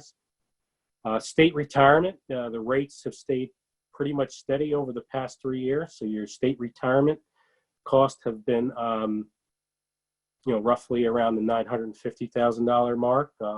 However, because of COVID and because the state's fiscal year ended March 31st, 2020, which is really when the market dropped, and that's when the market gets valued, you're going to see some spikes in those rates. And I believe they've recently published some information that those rates are going to go up anywhere from 16 to 20%. I'm not sure if that was taken into consideration when the 2020 budget was developed, but it's something to look out for. And same thing on the police and fire retirement. There was a very slight increase in the rates over the past year or so, but the additional costs compared to 18 were filling some positions that had remained vacant. So some of the salaries that were reported to the system obviously increased in 2019 compared to 18. And again, those rates are expected to go up over 20% as well. Your hospital medical insurance, as you know, I don't know as you know, but the village is self-insured for its medical insurance. They do have stop loss insurance for some additional insurance for catastrophic events. As you can see, the health insurance is up about $900,000 or so compared to 2018. And then lastly is your transfers. Again, your debt service fund those are to cover your principal and interest on bonds that are outstanding. So those are amounts that are relatively known when the budget is developed. Capital projects fund, that could vary from year to year based on the needs of the village to do capital projects work. So you can see that slightly went up compared to 2018. You do also run a Section 8 housing program, and there's a little piece that the village covers, or a subsidy, if you will, a very minor piece of about $63,000. If we turn to page 12, just very quickly, another major fund of the village is its water fund. And it's the same presentation with the original budget, the final budget, and the actual results. Again, if we just focus on the actual results, you can see that actual revenues came in at $11.2 million, $437,000 better than your final budget, or better than you anticipated. You also had expenditure savings on the expenditure side of the budget, $8.9 million compared to your final budget of $9.3 million. Once again, a favorable variance of $419,000. When you factor in monies that are transferred in and transferred out, again, monies are transferred out to cover debt service, but also transferred out to do water projects as well in your capital projects fund. When you factor those in, Again, you look at the net change in fund balance in the actual column. The village generated or had revenues that exceeded expenditures and generated a profit, if you will, in the water fund to the extent of $530,000. So you're able to add that to your opening fund balance of $4.9 million. So you end the year at $5.5 million. Once again, the same effect with the net change in fund balance. The bracket at $193,000 were prior year encumbrances that were rolled over, monies used from last year's budget, amends the current year budget. You did increase that number to 307. You did appropriate some money, again, to the extent of $115,000 to move to the capital projects fund to do some water projects. However, again, from a budgetary standpoint, you didn't have to utilize those funds because you actually generated a surplus. So that swing from anticipating using $300,000 of your own funds to actually generating $530,000 in income represents a budgetary surplus of $838,000. So the water fund, you know, had a healthy year as well and ends with a pretty good fund balance. And we'll talk about the fund balance on page 13. You can see at the bottom of the 2019 column that total fund balance is $5.5 million. Again, same thing as the general fund. It's broken down into three buckets, if you will, on this end. $93,000, again, is for non-spendable, what we call prepaid expenditures. You do have money set aside for future capital projects, and that can be used in future budgets, appropriated and used in future budgets. You do have monies assigned, again, purchases on order or encumbrances. These are commitments that you made where you didn't receive the goods or services as of 12/31. Again, these monies will roll to next year's budget. And then what we call assigned specifically for the water fund, you have $5.1 million, which is an increase of roughly $600,000, as I mentioned in the previous slide. And that's free and clear, and that's you know, rather healthy fund balance for your water fund. And page 14, I combine the revenues and expenditures. So how did we get there? Again, your metered water sales. As I mentioned, your actual revenues for metered water sales came in almost $390,000 better than you anticipated. When we look back, you did have a decrease in consumption. That was coupled with the 5% increase in water rates, and that generated the favorable variance of about $390,000, roughly about 4% of the budget. You did have expenditure savings in all categories, from your general government support to your home and community services, as well as your employee benefits, to the tune of $419,000, roughly about 4.5% of the budget. So when you combine the revenue, the excess of revenue, and the expenditure savings, you did $838,000 better than budget, roughly about 7.5% of your water budget. So that's you know, on a healthy field, if you will. Page 15, very quickly, you do operate other funds. You have a debt service fund. There's roughly $271,000 of fund balance in that fund that you can appropriate in future years to pay down debt. You do have a rather large capital projects fund. That's on pages 72 to 75 in the actual audit report. There's approximately, well, there's probably over 65 active projects. And that fund has a fund balance of about $2.4 million. And you do have some short-term financing to the extent of $4.9 million in what is termed bond anticipation notes. So those can be paid over a 5-year period, or now they changed that to a 7-year period because of COVID, or they can be converted into bonds down the road if the interest rates are favorable to do so. You also operate a sewer fund. The sewer fund actually generated a slight surplus again in the current year, $38,000. And that also has a healthy fund balance of a little over $1.5 million. You also run a Section 8 housing fund where the village received over $3.5 million of federal funds that were received and expended for the year. As a result, because you did receive in excess of $750,000 and spent in excess of $750,000, we also had to do what is termed a single audit or a compliance audit in accordance with what is termed uniform guidance. So we did a compliance audit as well as on the Section 8 programs. We had no findings on that compliance audit. And lastly, you do operate what we call a special purpose fund, where there are trusts, monies utilized for specific purposes. Revenues come in during the year, revenues are spent during the year, and that ended the year with roughly about $498,000 in fund balance. Page 16. As I mentioned before, the village is self-insured for its health and medical insurance.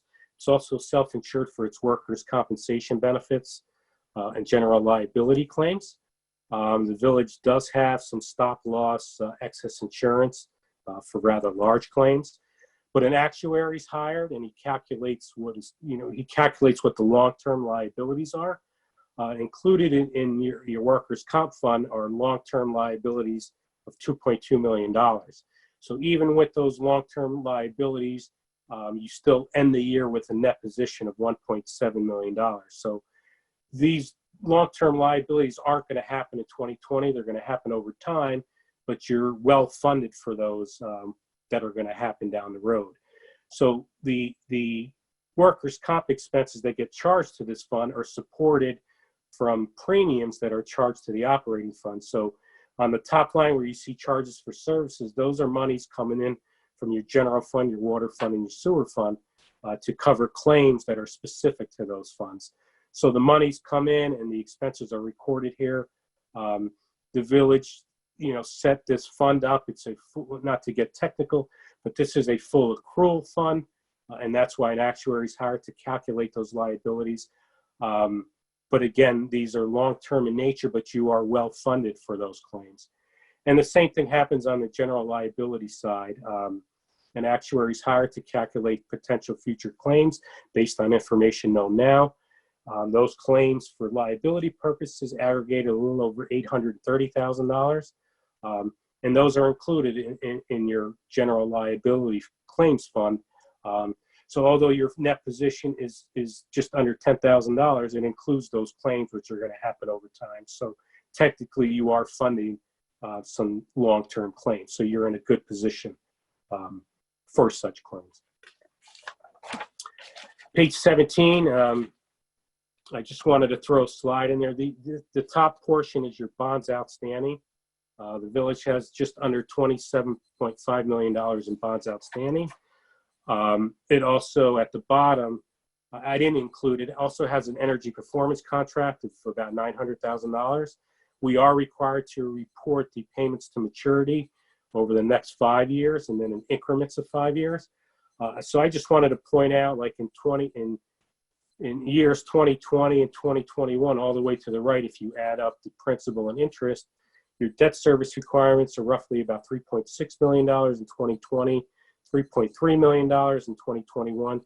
So it's steadily declining. And when you look at 2020, $3.6 million as a percentage of your entire village budget, including general fund, water fund, sewer fund, it's roughly about 6 or 7%. So it's rather not high for a village of your size. You're probably, we've seen them at 8, 9%. So you're rather on the lower end for a village of your size.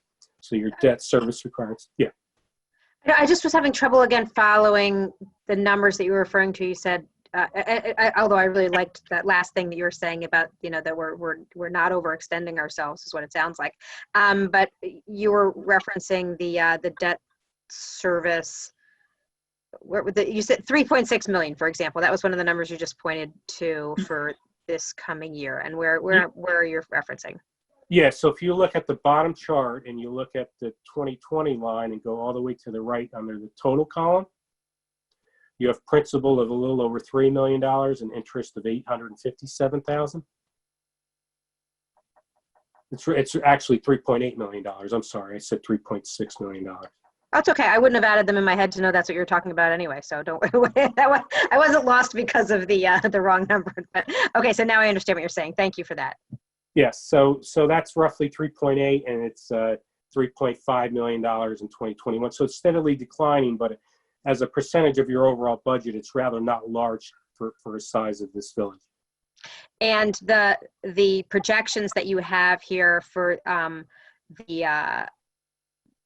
the debt service reflects what we have currently in our anticipated capital projects that are, very loosely predicted to happen in years 2021, 22, 23, 24, and such. These are bonds that are issued or debt that's issued as of 12/31. So this could change if you future borrowings, but at a specific point in time, this is what's outstanding. Right. So this is the actual debt that we have right now. And so obviously it should go down because some things eventually get paid off, and that makes it easy for us to take on more debt. Okay. Thank you. Go ahead. Yeah. And these funds went into your capital projects fund to do the projects.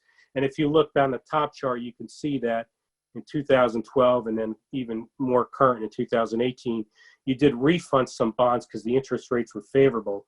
So you were able to get a lower interest rate by refinancing, if you will, and that saved you some interest costs. I don't know the dollars, but it was rather significant for your 2018 borrow. So it saved interest costs down the road. And at page 18, and again, I don't want to confuse matters, but on page 18, there are some accounting estimates included in your audit report. It's something that we call other post-employment benefits. This is something that we have to report, but there's no funding mechanism in place in New York State to set money aside for this. And these are benefits that you pay to retirees.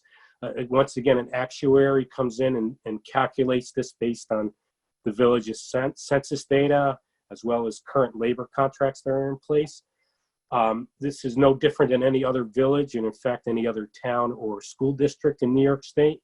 These numbers are rather extremely large. You can see that your liability went from $108 million to almost $120 million. And that's an actuarial determined number. And it actually increased because when they calculated when they did their actuarial numbers, they calculated an interest rate that declined from, I believe it was 3.6, and it dropped to like $3.2 million.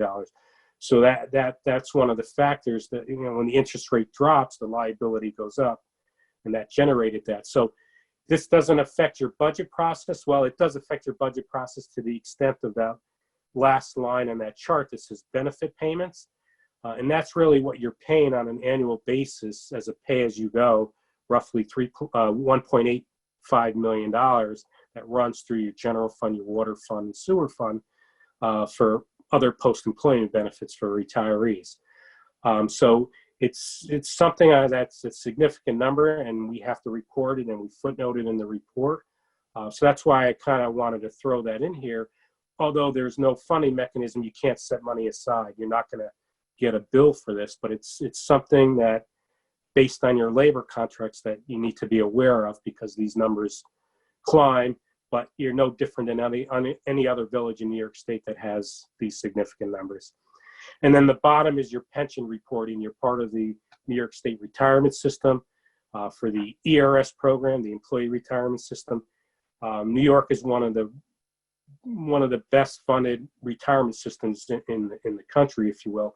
But the employee retirement system is funded at 96%. So it's that 3.73% unfunded piece. The village's proportionate share calculates to $2.4 million. So again, it's something we need to report. You're not going to get a bill for that, but it is essentially a long-term liability of the village. And the same thing for the police retirement system, that the retirement system is funded at 95.09%.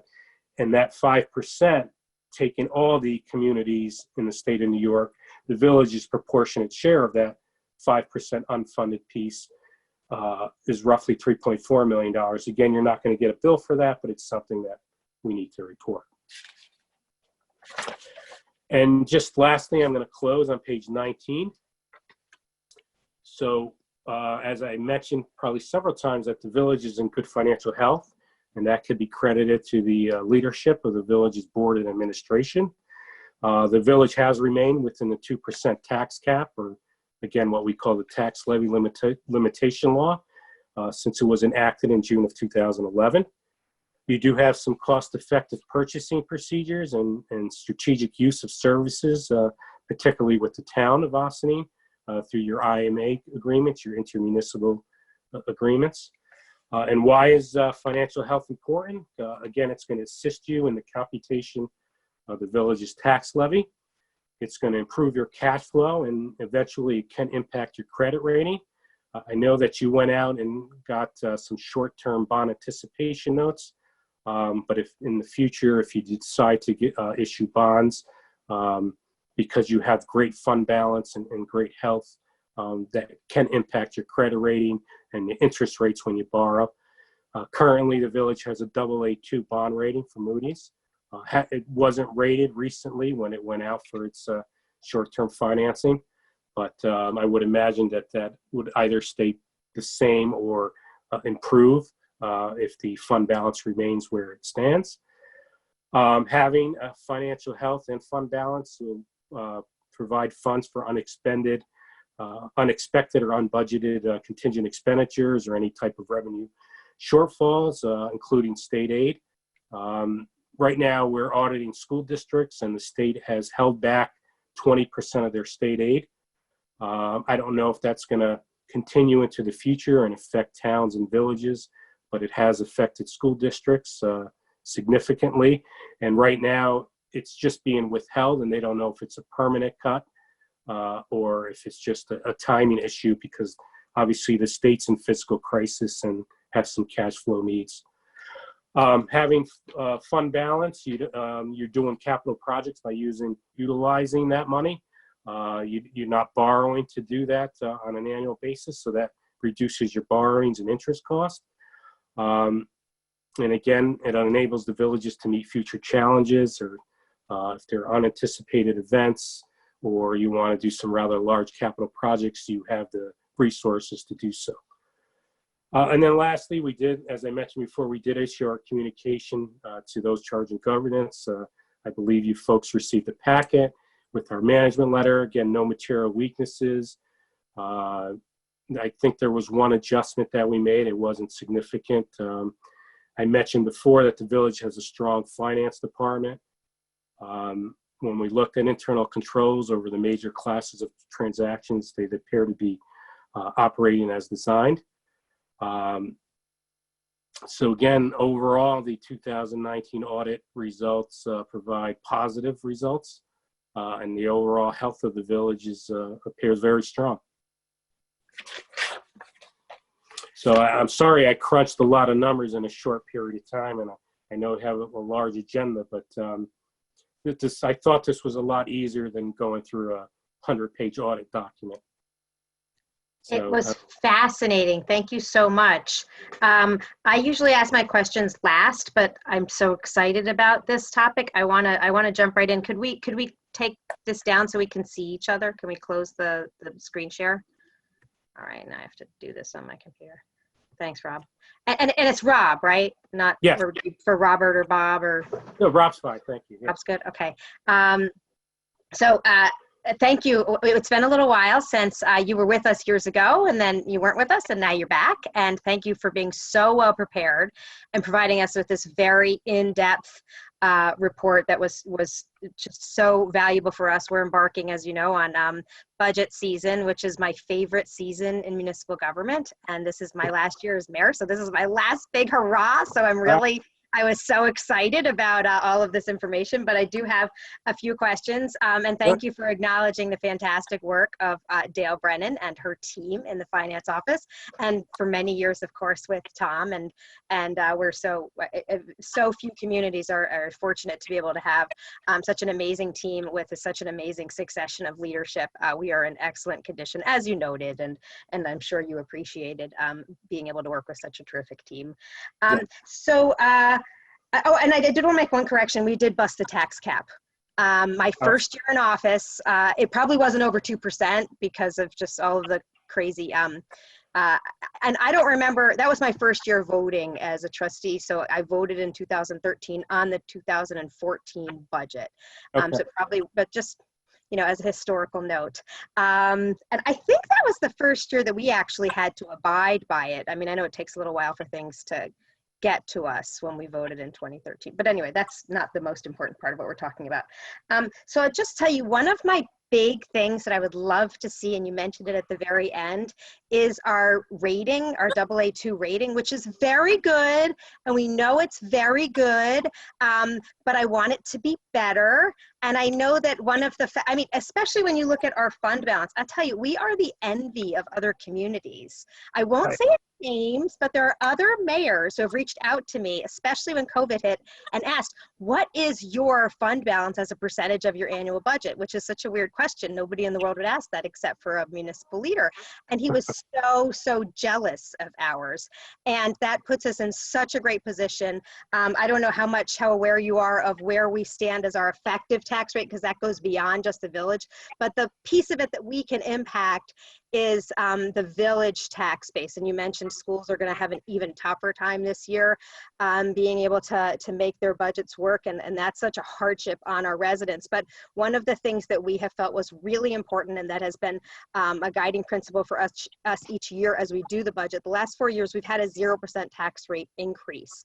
And that is the philosophy behind that is that we want our community to be as affordable as possible. And so property owners are already feeling a great burden, a great tax burden being in Ossining as one of the highest effective tax rates in Westchester. So the piece that we can take care of is to do our best to hold the line on the village property tax rate. So I don't know where we're going to be this year. This is such a crazy year, and there's still so much up in the air for the coming years, but it is very reassuring to see that we're at a 37.5%, whereas the recommended amount is 2 months. So what's that, like just over, like that's less than 20% is the recommended amount then, right? So yeah, almost double, yes. Yeah, so so that's very reassuring for us. And if I weren't on the village board and having all of these in-depth discussions with our finance office, I would say, why the heck are we not just totally drawing down on that and giving people a break? And I, Dale has made a very good plea a few years ago. I guess it was 5 years ago. The last time we didn't have a 0% tax rate increase was we maxed out the amount that we were allowed to carry forward the following year. I think it was like 350,000 or something. And so we were that much of an increase overall, and it was so that we could maximize the amount we could apply to our tax rate the following year. But so it's great to see that we're in a good position. And I know that Dale is super conservative in things, and we had this new sales tax revenue. We didn't really know what to expect. And so that's why we ended up still seeing more than we had anticipated. And we know that this year is that I think we're going to see some, stability in our property tax revenue, but probably really noticeable drop in the number 2 revenue source, which was the sales tax revenue. So having the strong, healthy fund balance will help us, weather that loss. But I did want to ask you a couple of questions. One of them is, I know that our demographics are one of the factors that's considered when they do our rating. And so that's not something that's likely to change dramatically, or that we're even attempting to change dramatically. But are there other factors that we can deliberately change that would put us in a more favorable position to have an even better than AA2 rating? That's a great question. They're always looking that you don't have what they call one-time revenues. So I don't really see that. Your revenue flow is pretty consistent. So, like you said, other than demographics, other than getting a larger base, I don't think, I mean, hopefully the revenues come in consistently and that'll be favorable, but I'm not sure there's much more that you can do other than essentially adding other types of revenue sources. So, I mean, one of the things we talked about is having a more of a commercial, revenue source, tax base for us, which, you know, some communities have more access to than we do. But is that the type of thing that would be a deliberate thing to strive for? You could do that, and that would be what they considered, you know, that'll be a recurring thing. And yes, that should have a positive impact on your credit rating. Thank you. Then you also mentioned we have in the past done some refinancing of some of our long-term interest. And given that, as you pointed out, and we're all keenly aware, the interest rates are at an all-time low right now. Is that something that you would recommend we consider in the coming year? Yeah, you could speak to your financial advisor. There's certain rules that you can't always refinance, but if he would point you that if it's favorable and the interest rates are good, why not do it? Yes. So then, Dale, you'll tell us what the options are as we approach that. I'm sure you're on top of it. That's just one of the questions I'll be asking you when we go to budget season, I guess. Then the last thing I just want to mention, and I don't know if it's exactly a question, more just something we think so much about, is our water fund. It's something that's unique to Ossining, and we, you know, while we have 37.5% fund, you know, representative of a fund balance representation of our annual expenses. The water seems even more crazy, and there's a reason for that, because we've been really building up that water fund because we have this major infrastructure project on the horizon. And I don't know if anybody else particularly took note, but with a $5.1 million water fund balance, that represents almost a 50% percentage of our annual expenses. So I'm sure that as we move forward with the borrowing, which is going to come, you know, a piece at a time over the next few years for the new water filtration plant, it's going to be a little bit of a dance to figure out how much we have to raise the water rate, how much we're going to draw on the water fund. And I assume that you and Dale have talked about what is the wisest path forward for figuring out how much do we draw on the water fund each year, because while it's great for us to keep the tax rate level as much as possible, we have been raising people's water rates by about 5% annually, and to go a significant rate higher than that is really just a tough impact on our community members, especially this year when so many of us are experiencing a loss of household income. Yeah, so the rates were increased, not drastically, but over time. And yes, when you begin the capital project, I'm sure it'll be a combination of fund balance and borrowing to do that work. But as you mentioned, the water rates have gone up, but not drastically. So not to have an impact on the residents. It's been building up. I don't know what it translates into a water bill from an annual basis, but it's not significant to a property owner. But like you said, it's over time, and I'm sure when the project goes into effect, it'll be a combination of those resources that you've built up, as well as maybe less borrowing than you anticipated. Right. Although it is a good time to be borrowing. So could be. The interest rates are low. Dale, I don't know if this is your mindset when we look at recommended water rates. As you know, I kind of balked at some numbers that I originally heard, which seemed like kind of an astronomical percentage increase for people. But if we had an $838,000 budget surplus this year over year, was that one? You know, is that a consideration, like right off the top, that we should? That $838,000 is money that was a surplus in this past year, so we would not need to try and recoup that or be drawing that from water rates in the coming year.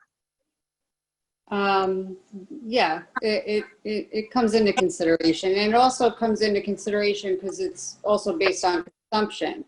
So, you know, if your consumption's up, but then sometimes other expenses are up, we're going to have to figure out how that works out. But you can use a piece of the fund balance to keep the rate in check, or to fund a piece of the project that's coming, so that it's not a big of a, you know, as big of a hit, or some other scenarios that we will be talking about in the future.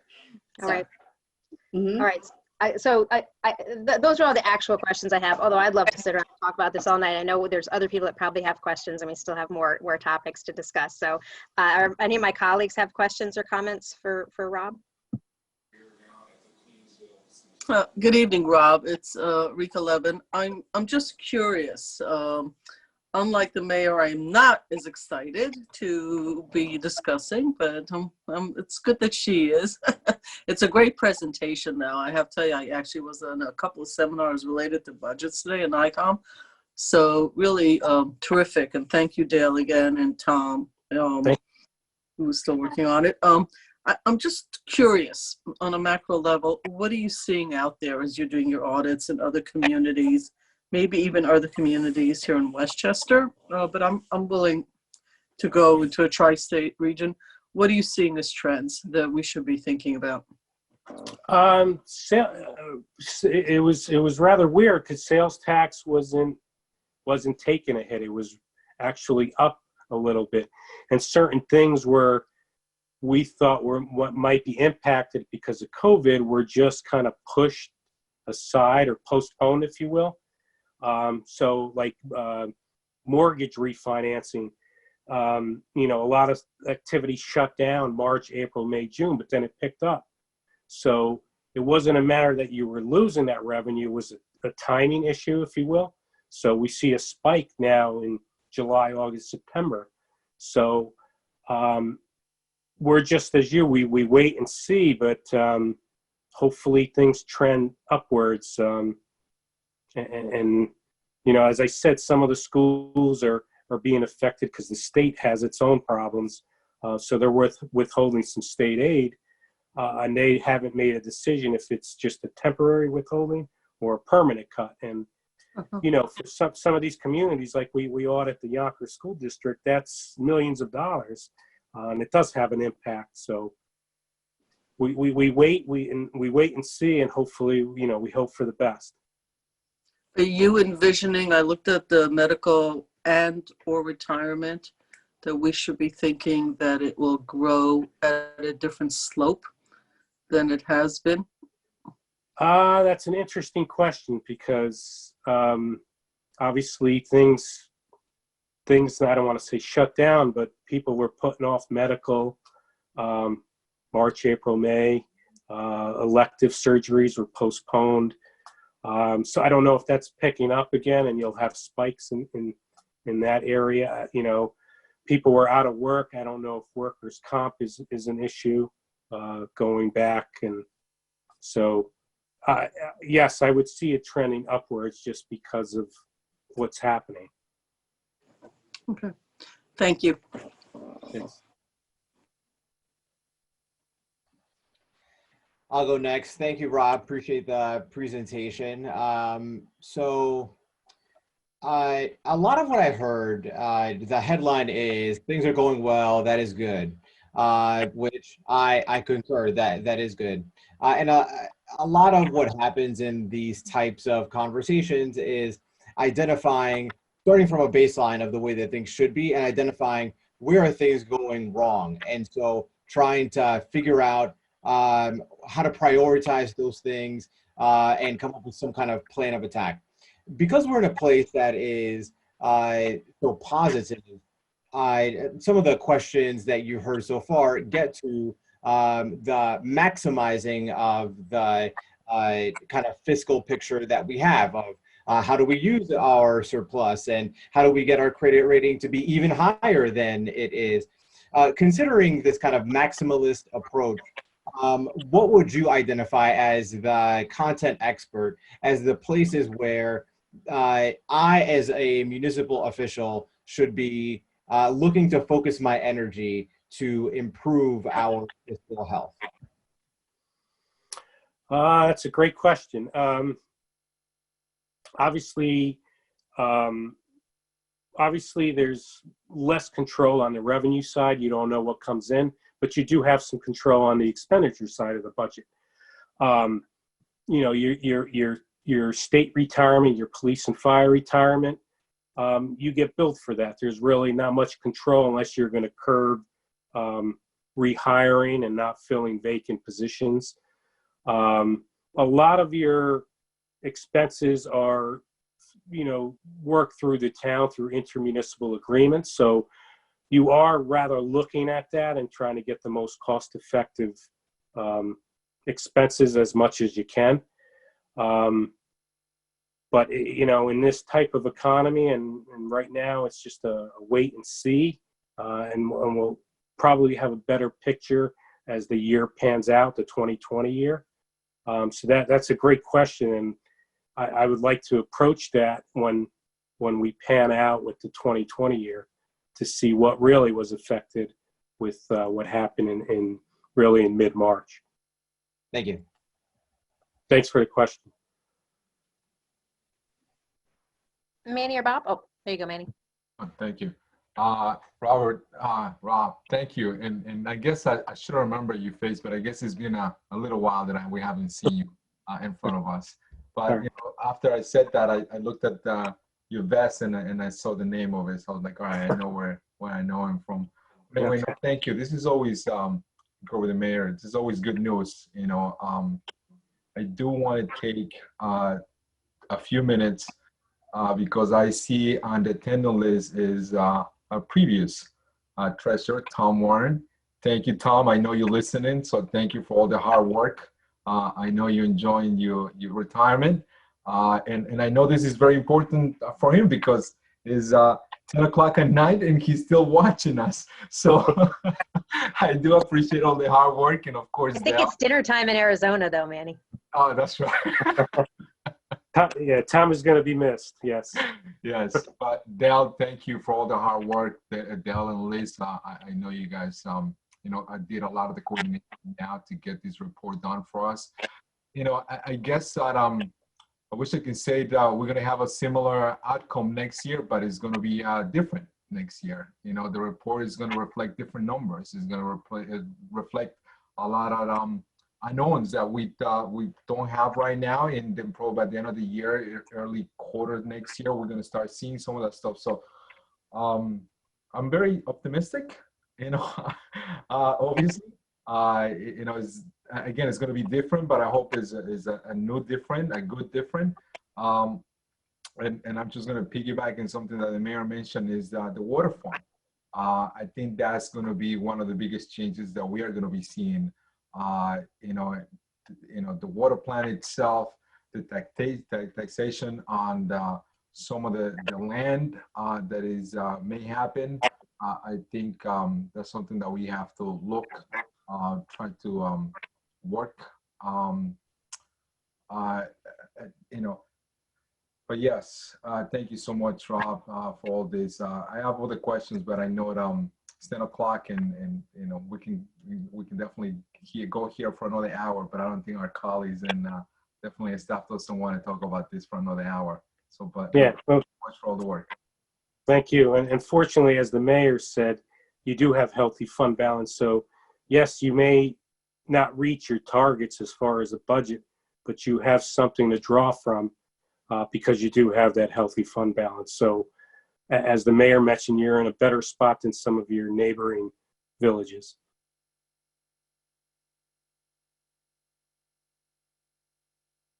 All right, Bob, I know you're coming to us from a remote location. It didn't have the best sound. I can't see if you're trying to speak, but you haven't taken yourself off mute. So I'm going to figure that you really just appreciated this this discussion and didn't have any additional questions for us at this time about the budget, about the audit and from our finance department.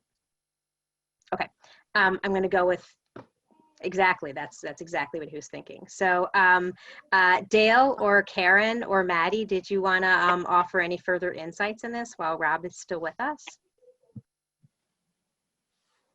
I want to say thank you to Dale and Tom for the hard work they did on this, and thank you to the staff for being conscious, keeping our budgets in line, and always trying to be as efficient as possible. I'd like to thank Tom, of course, and the finance staff They really pulled it together doing this virtually this year. This was definitely a new uncharted waters, and thank you to Rob and his team. It worked out fantastic, I have to say. So thank you very much. Terrific. Thank you. Thanks, Rob. Thanks very much for this really thoughtful, in-depth report and helping us think through these most important things we have to look forward to this year in our budget season, especially. All right. Thank all of you. Thank you. Take care, Rob. All right. Take care. All right, Madam Manager, we're jumping around a little bit. What's next? So what's next is an update on Plateau Associates, the Hidden Cove project. I'm going to turn it over to Corporation Counsel Stuart Kahan. Thank you, Karen. Good evening, folks. This is just really a brief update because we did have a fairly extensive discussion of this very recently. I will be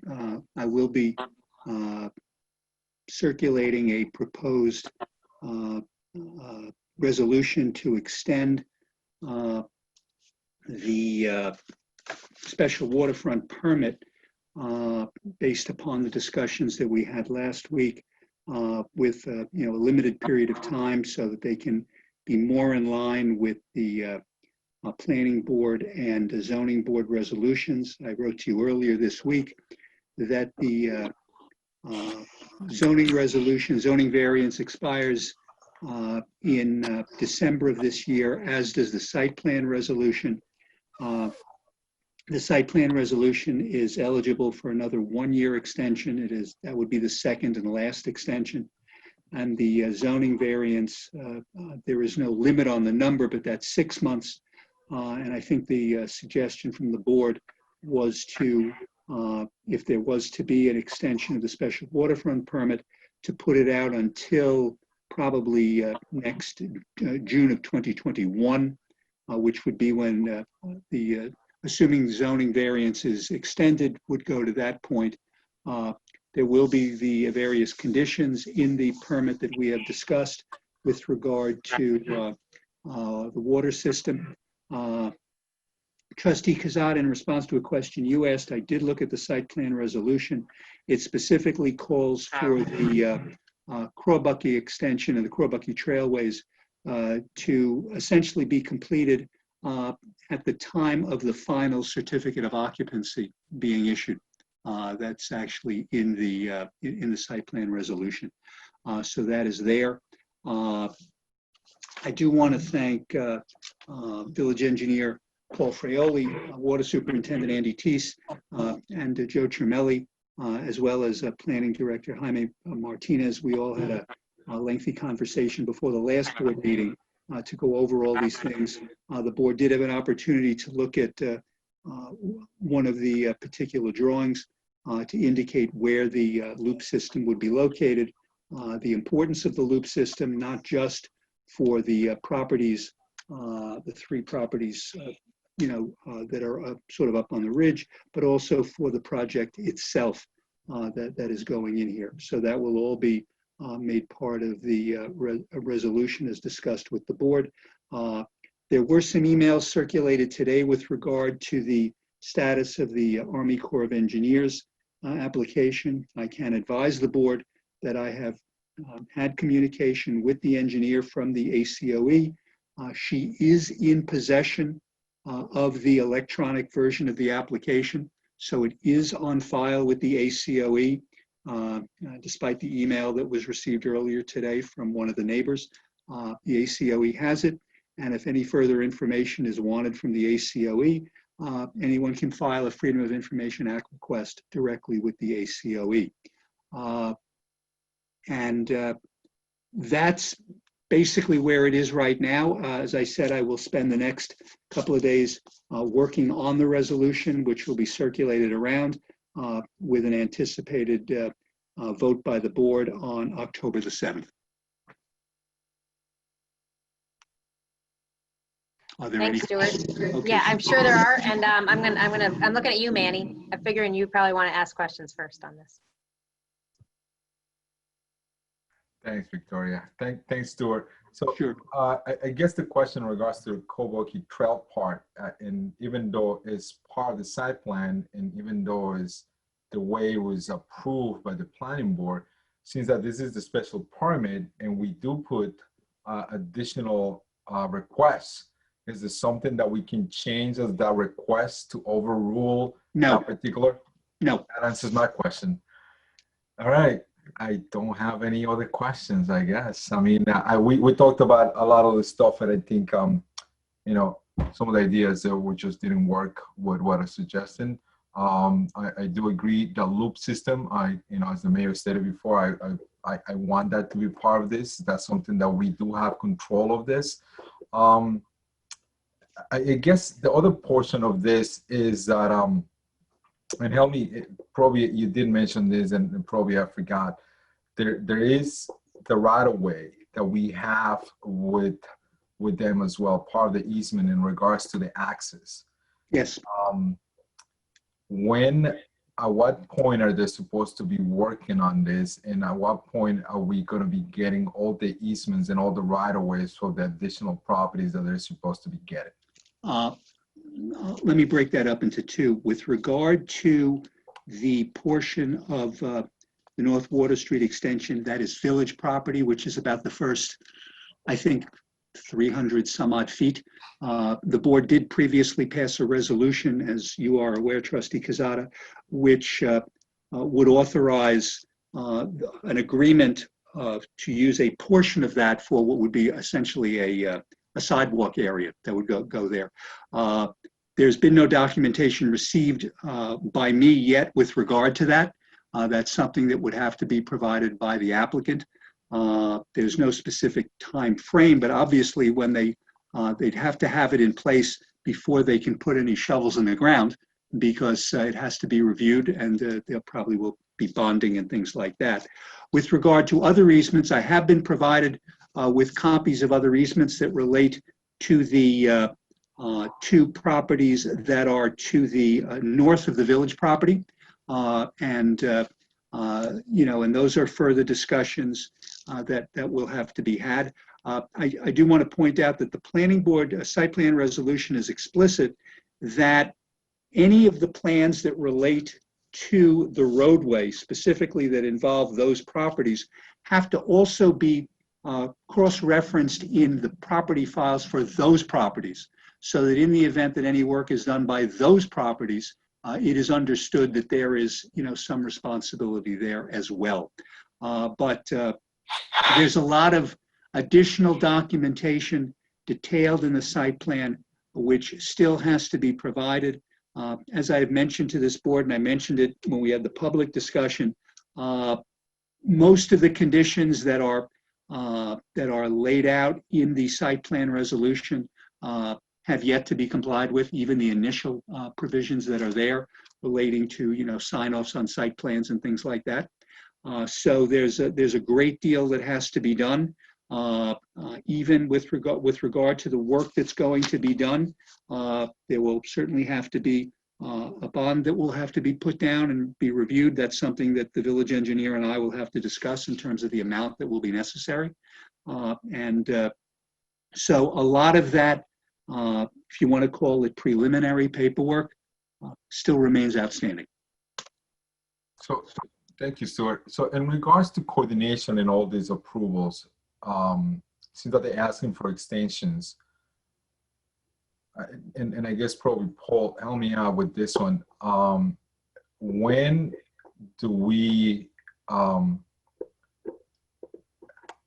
do we require, I guess this is a sequence of events, correct? You know, we do have an easement, they do have to provide a sidewalk. We are doing some work around that area as well right now.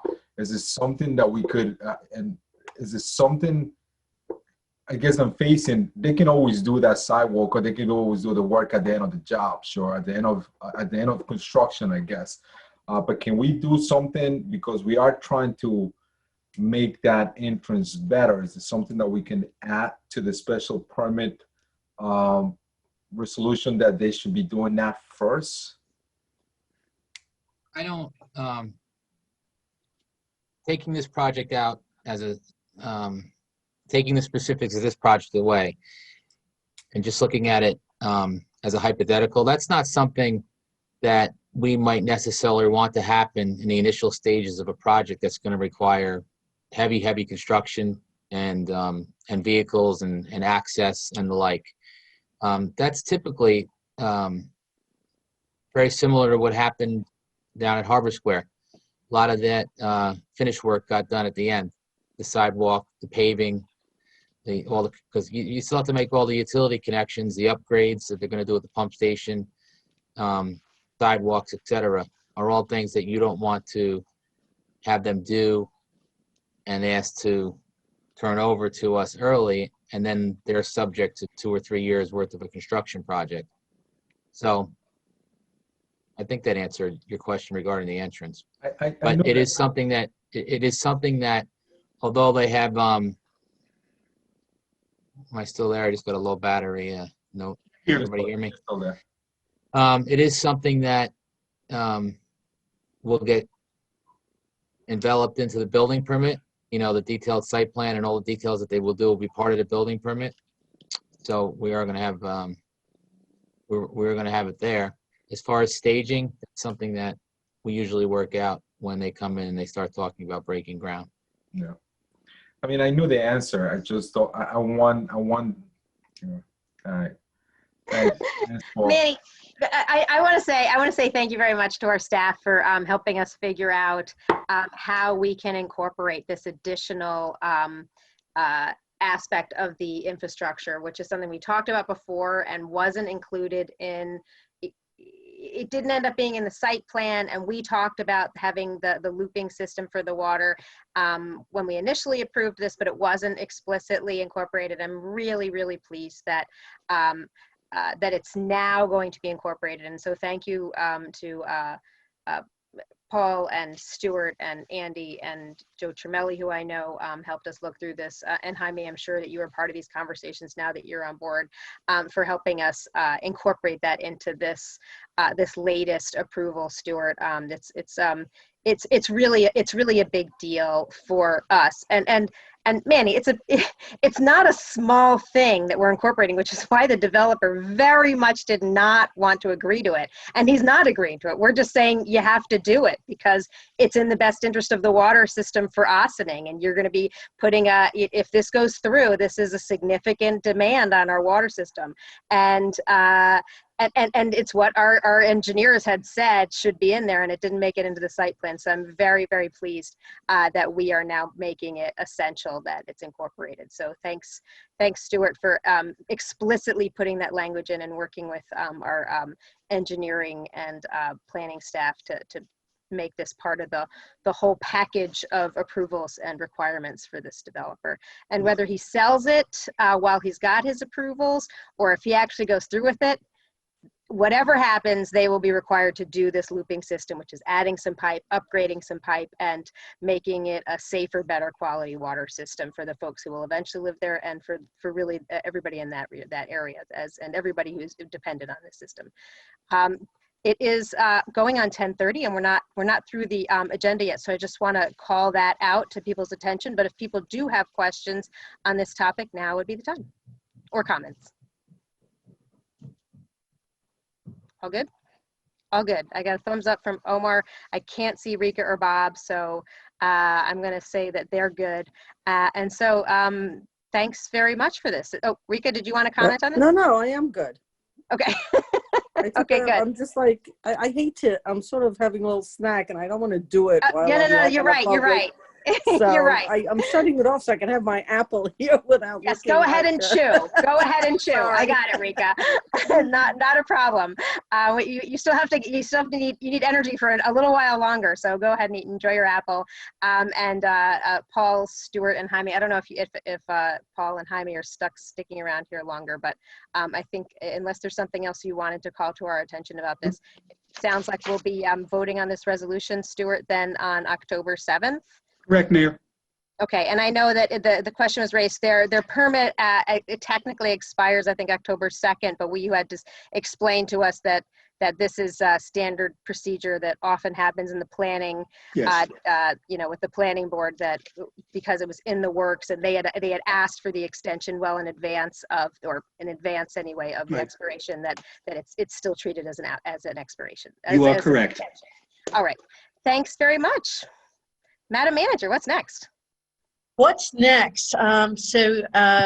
Mayor, the next thing we have up is, as you know, we've been talking a lot about parking, transportation, mobility, and for a long time we've also been talking about Route 9, road diet, and how that can also help facilitate connection between Main Street, Upper Croton Avenue, and really add towards the collective impact of all the things that we're doing to facilitate more walkable, easier to get around, more viable community, revitalize Main Street, you name it. So with that, I would like to turn it over to Assistant Village Manager, Maddie Zachacz, and Paul Fraioli to talk about our Route 9 road diet RFP. I am actually going to let Paul kick us off this evening, since he definitely has a little bit of a deeper context than do I. Thanks, Maddie. And we cheated. Maddie and I planned this via texting when you guys were talking about something else. So I think you all got the RFP sent to you, correct? Or the draft RFP? So before we talk about that, I think it would be best to do just a little chronological recap of how we ended up where we are, and then we'll get into the guts of the RFP, which Maddie penned, and that's where we'll turn it back over to Maddie. So if you watched meetings anytime in the last 20 years up through the last meeting, you know that Route 9 is always makes its way on the agenda a few times a year, particularly the traffic and the connection of the east-west portions of Route 9 and pedestrian safety and all the other things that get mixed into that bag of Route 9 discussion, parking, etc., and some of the things that the manager was just mentioning. So I'd like to say that one of the things that we're doing differently this time around is that we're looking at it a little more holistically, and we are looking at it concurrent with the parking study, which you all have just discussed in the last few meetings that Nelson Nygaard is going to be undertaking. The comp plan, which is being spearheaded by you all, and Jaime's on the line here, so he can, pitch in when the time is right talking about this. And then we're taking a separate but collective look at the Route 9, what we're calling the road diet. And we're doing that based on, or using rather, the monies that were set aside in 2018 for I think we called it Complete Streets at the time. And then in 2019, we were discussing how to best incorporate that. And there was discussions of doing that with the parking study, which was a grant, or do we just keep it as a capital project?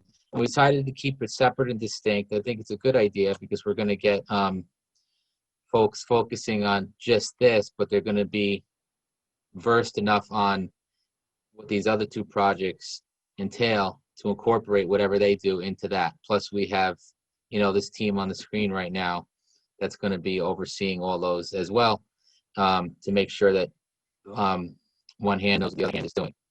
So that said, if you look at the RFP of the parking study, before I turn it over to Maddie, it basically is a scope, but it's a scope that we're going to entertain requests for proposals based on a budget of the $150,000 set aside, and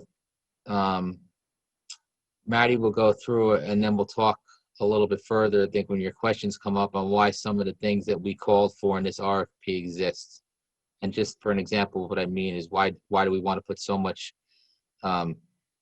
onus on a potential consultant's relationship with the DOT? Okay, Maddie. Okay, good evening, everyone. Good evening, board. Thanks, Paul. So I will, I'm just going to pull it up on my screen so I can go through it. But basically we, we work together on this, both myself, Manager DeTore, Paul, and Jaime, basically just trying to set sort of a background, which, some folks might not be aware of. But when we compare ourselves to our neighboring communities like Tarrytown and Sleepy Hollow, and everyone says, boy, what a vibrant, downtown they have. We also have that, but the advantage that they have is that it's one lane in each direction through their downtown. Route 9 is.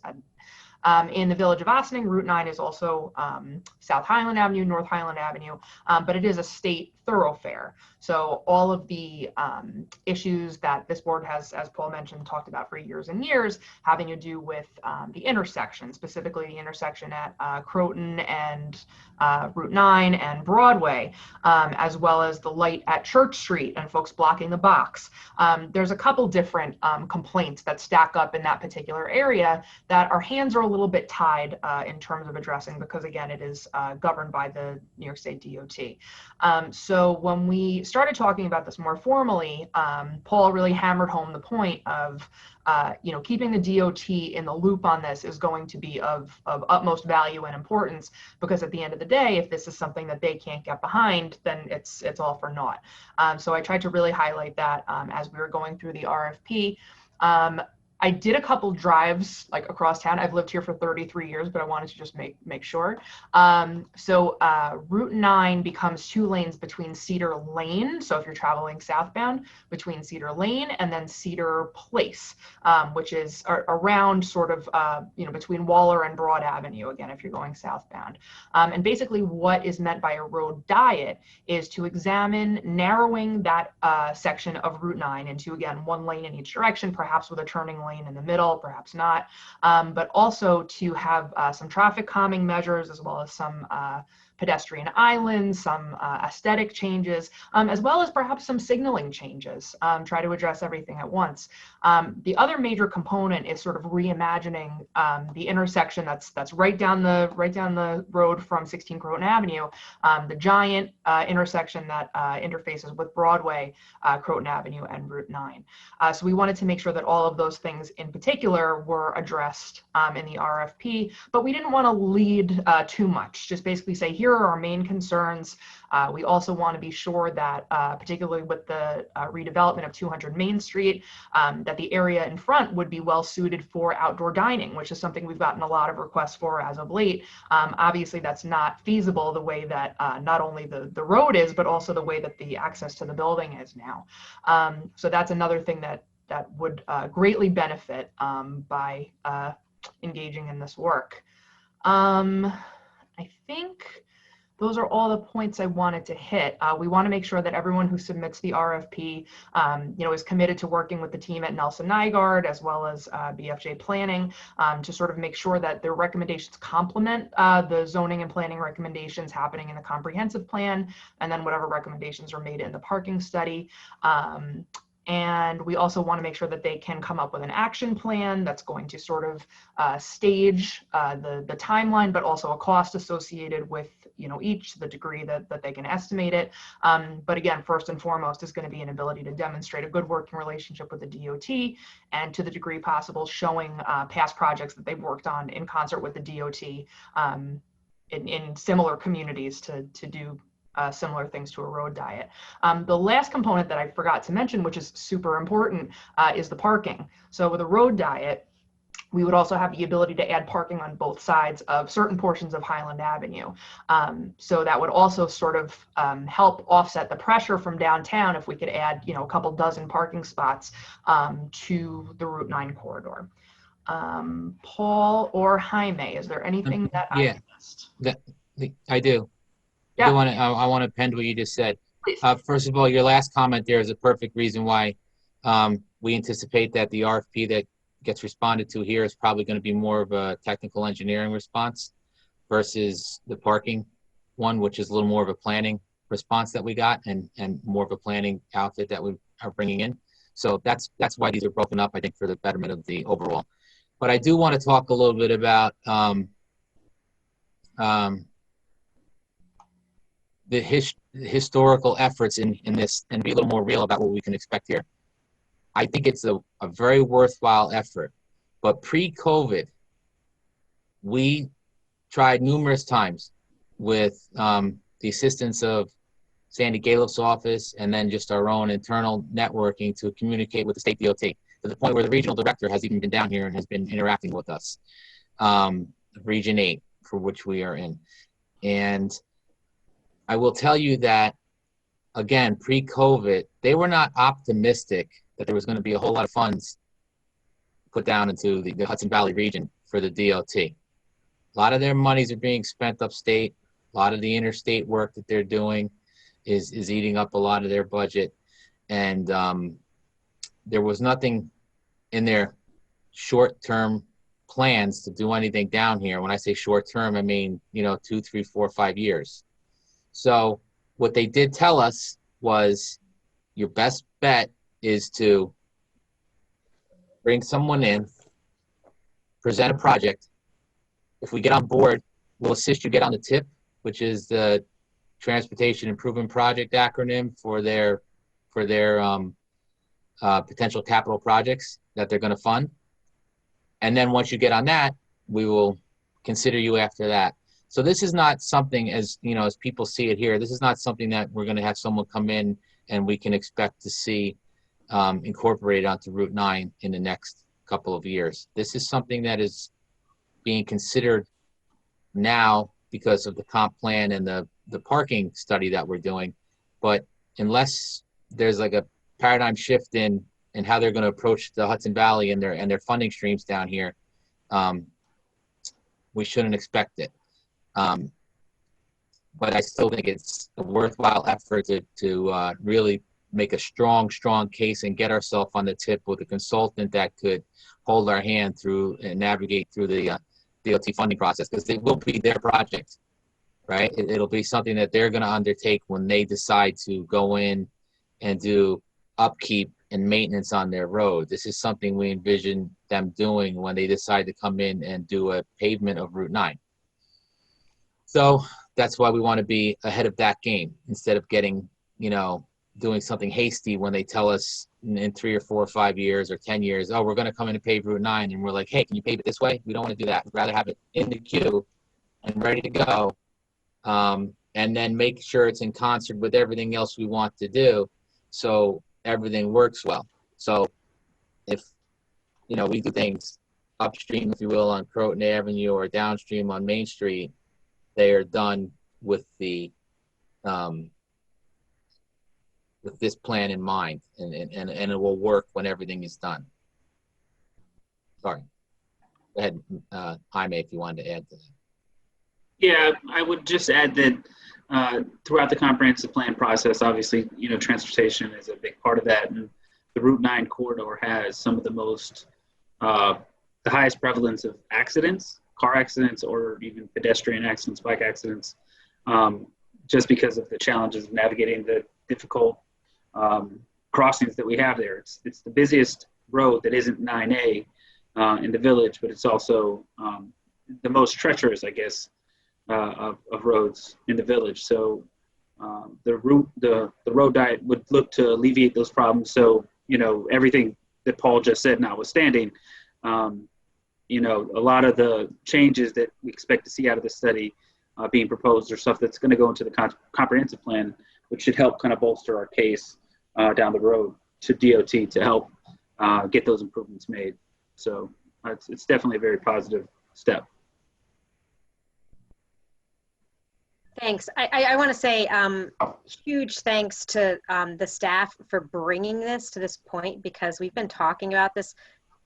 As was pointed out, this predates me, but just during my tenure as mayor, we've talked about this a number of times. And thank you to Paul for knowing the history and for helping us to understand where we're coming from, and always being willing to help us attempt to move it forward. And I'm so grateful that now we have consistent leadership in the management office that is able to help shepherd it through for us. So this is, you know, a dream come true for me in my last couple of months here as mayor. And I look forward to someday not avoiding that intersection, which is only blocks away from my home.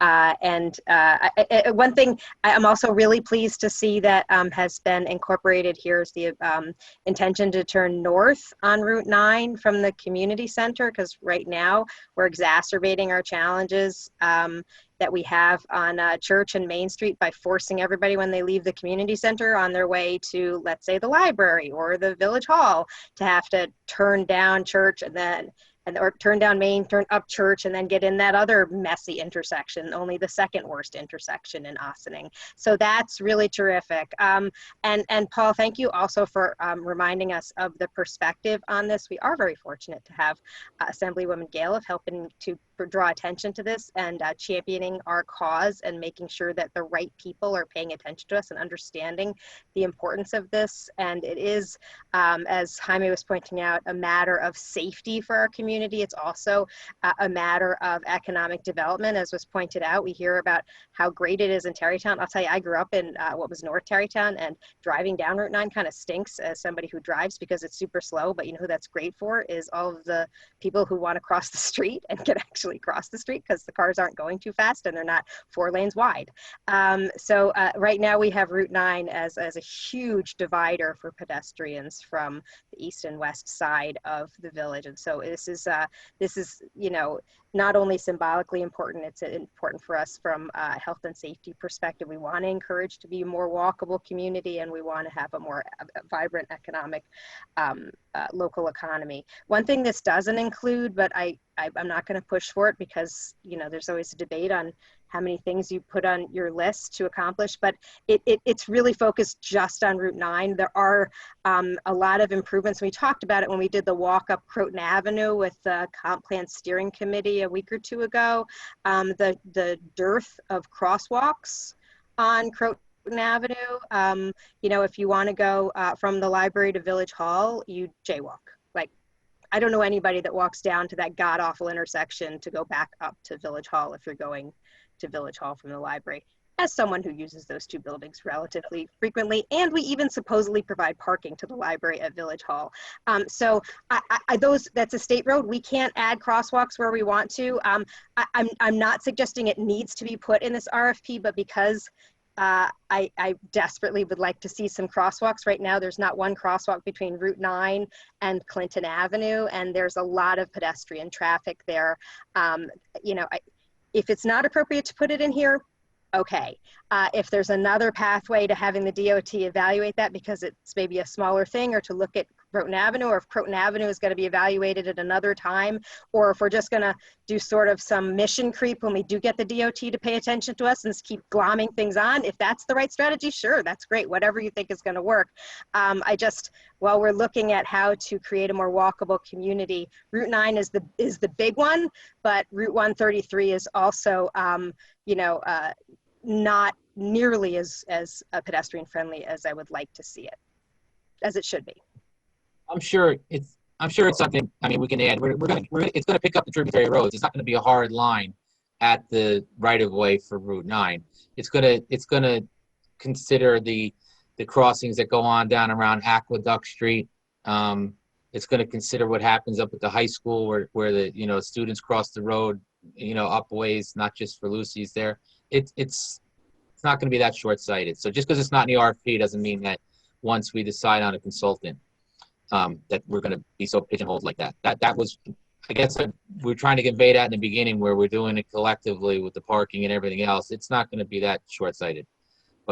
And yes, I remember talking about that many times in the past with you, and I'm sure it'll make the list, I'm sure.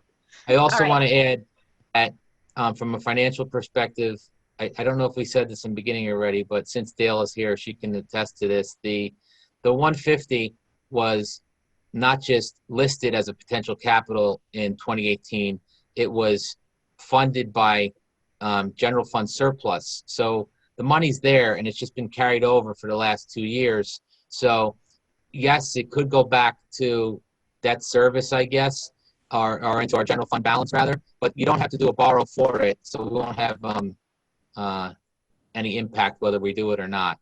It's money that's sitting there waiting to be spent, so it doesn't have any impact on the 2021 budget or borrow. There Right, is somewhat, I just want to add to, there's a, we talk about how many projects we have on the table. We're putting a lot towards planning, towards parking, towards transportation, but there is an efficiency and a value to doing it collectively, because when we've done it in the past, and I can attest to this by the number of studies that sit in my office, is, one study's done in sort of a silo in a vacuum, and then we go, but the study recommends in order to do this, if you want to develop Market Square, you have to do something about parking. If you want to do something, so now doing it all together with the added value of having the comprehensive plan supporting everything. When we're done with this, we won't have studies. Well, we'll still have the studies, but we'll also have an implementation plan and a way forward, and we would have preempted all the things that typically are impediments to getting to that next step. So it is a very efficient way to do stuff, and I think it gives us a lot more mileage for the money that we are spending on the studies, no pun intended, because we're actually going to be able to implement something following this. And collectively, it has implications for public-private partnership, grant money, a whole range of things that can be activated much more quickly. Even though we do have, we will have to, be realistic about the DOT and things like that. We're going to be in a much better position than we would be otherwise. Thanks, Karen. Do any of my colleagues want to comment or ask questions on this topic?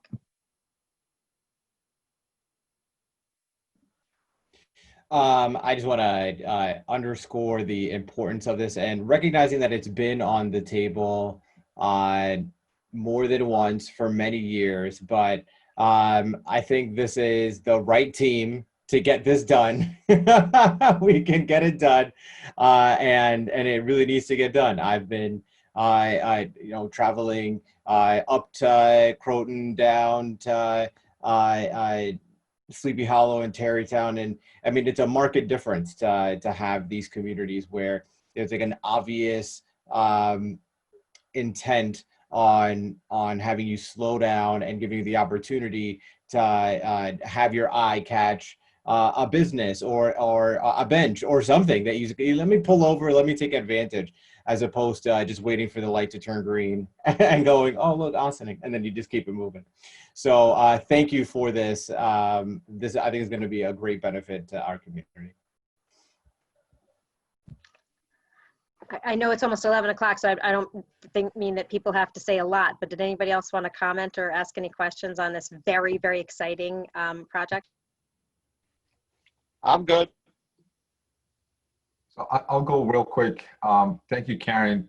Thank you, Maddie and Paul and everybody that was actually involved in this. And I do appreciate you, Karen, mentioning that I don't want this to become just another study that sits on the shelves on Village Hall at some point in 10 years, 15 years from now. Another group hopefully won't have to go say, be like, look, they did a study in Route 9, let's go back and look at what we're supposed to do, 15 years ago.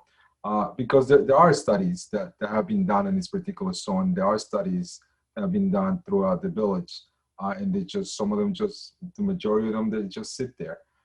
So that's my concern. That not this one obviously, but I'm hoping not this one. But we want to implement this. To me, the coordination, I guess, Maddie, you can help me out with this one because you have a time period of 6 months, starting November. I believe. So I believe I saw November. Yeah. Okay. All right. I wasn't sure. So so how, I guess, coordination and time-wise, because Nelson, the other study that we're doing with the traffic, with the parking, Nelson Nygaard is already sort of in a way. Sure, they're already starting with that, or we already started a kickoff meeting early in the week. So time-wise, what will be the expectations? I mean, you don't have to answer me now. We can talk about this offline, but I think that would be sort of the concern for me. With like, how do we implement in this, and obviously with the comp plan, you know, at some point of time before the board votes for the comp plan, we have to have that into place as well, or just to mention what the next steps will be. So I think it's more the coordination process to me that I have a concern on the timeline of this, but I'm sure that's something that you guys already thought about it. So, but we can talk about it offline. It's close to 11 o'clock. So, but we have a halfway to go, sure, because we have all the stuff too. But thank you. We'll go to executive session soon. Don't worry, Manny. But Maddie or Karen, do you want to talk about the coordinating timelines briefly? Well, we can. So we do have the opportunity right now to coordinate pretty well. Again, I think Paul's reference to the fact that Nelson Nygaard is really a planning study and augments what we're doing, and basically will be almost an add-on, if you will, to the comprehensive plan. All of it points towards you know, the changes we want to see on Route 9, and that really is an engineering study, which is a little bit different. So I think, given the nature of the studies, collectively timing, we should be okay. And the Nelson Nygaard and the comprehensive plan, I believe, will support.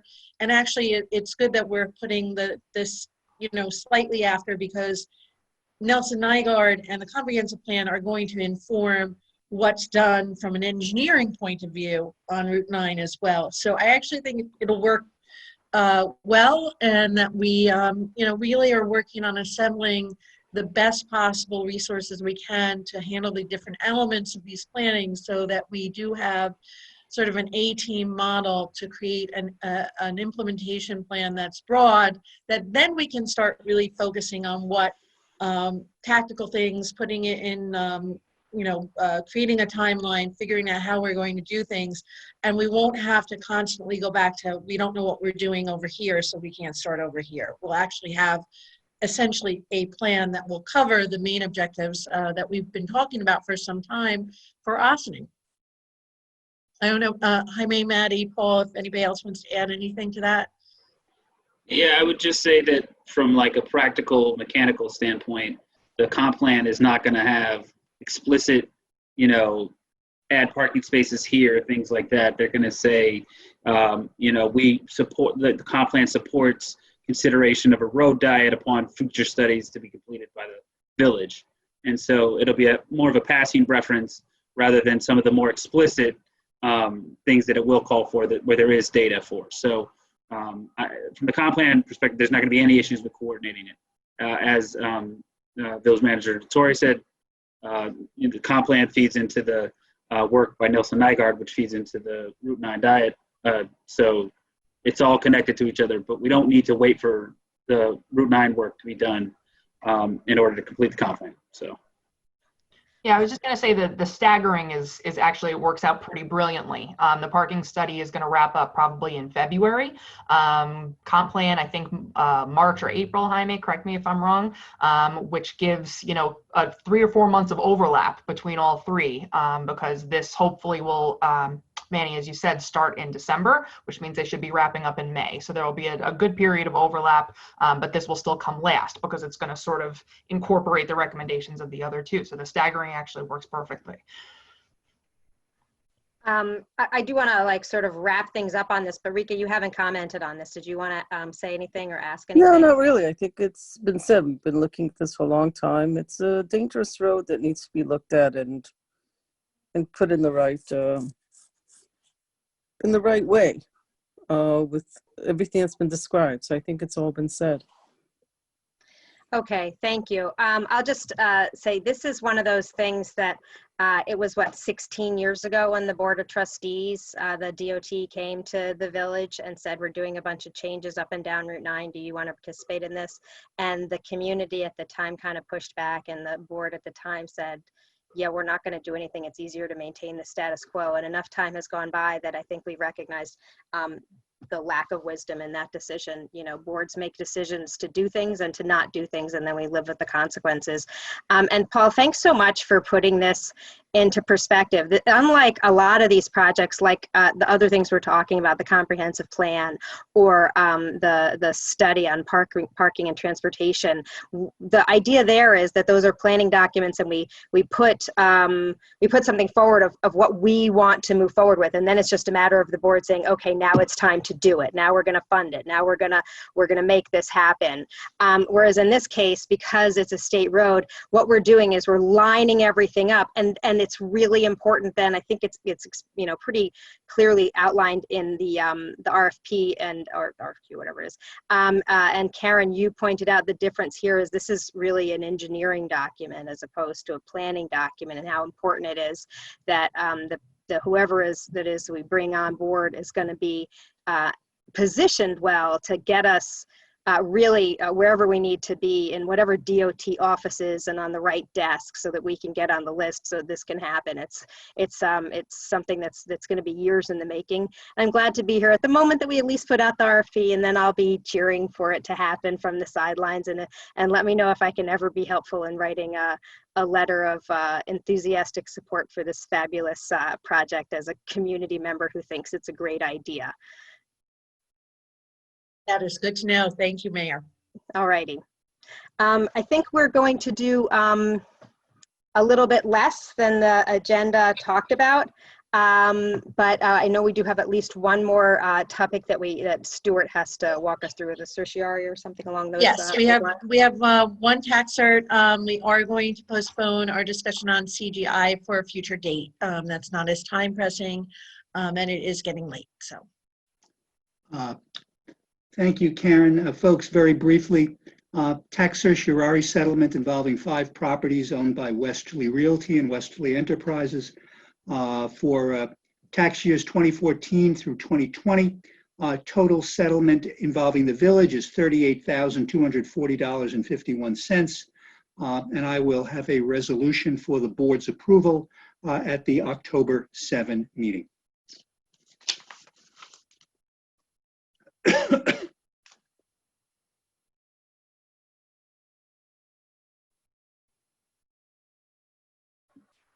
Love it. That was simple. Thank you. What happened?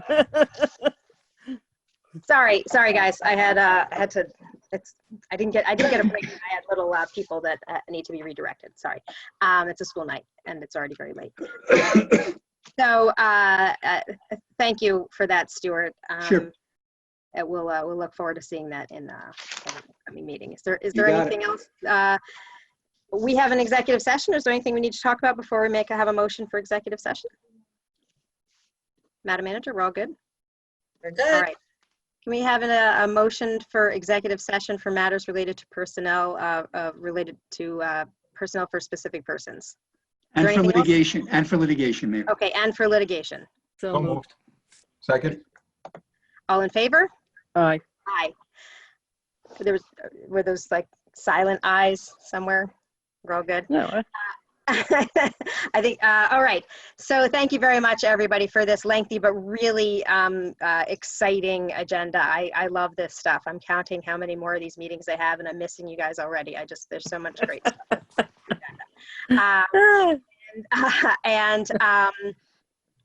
I just remind everybody next week is a 5th Wednesday, so I'm going to miss you guys so much next week, but everybody go and enjoy your Wednesday evening with your families. We'll be back for our hybrid meeting on October 7th, and we will have that a public hearing about wetlands legislation, so that's a very exciting topic to kick off our evening on October 7th.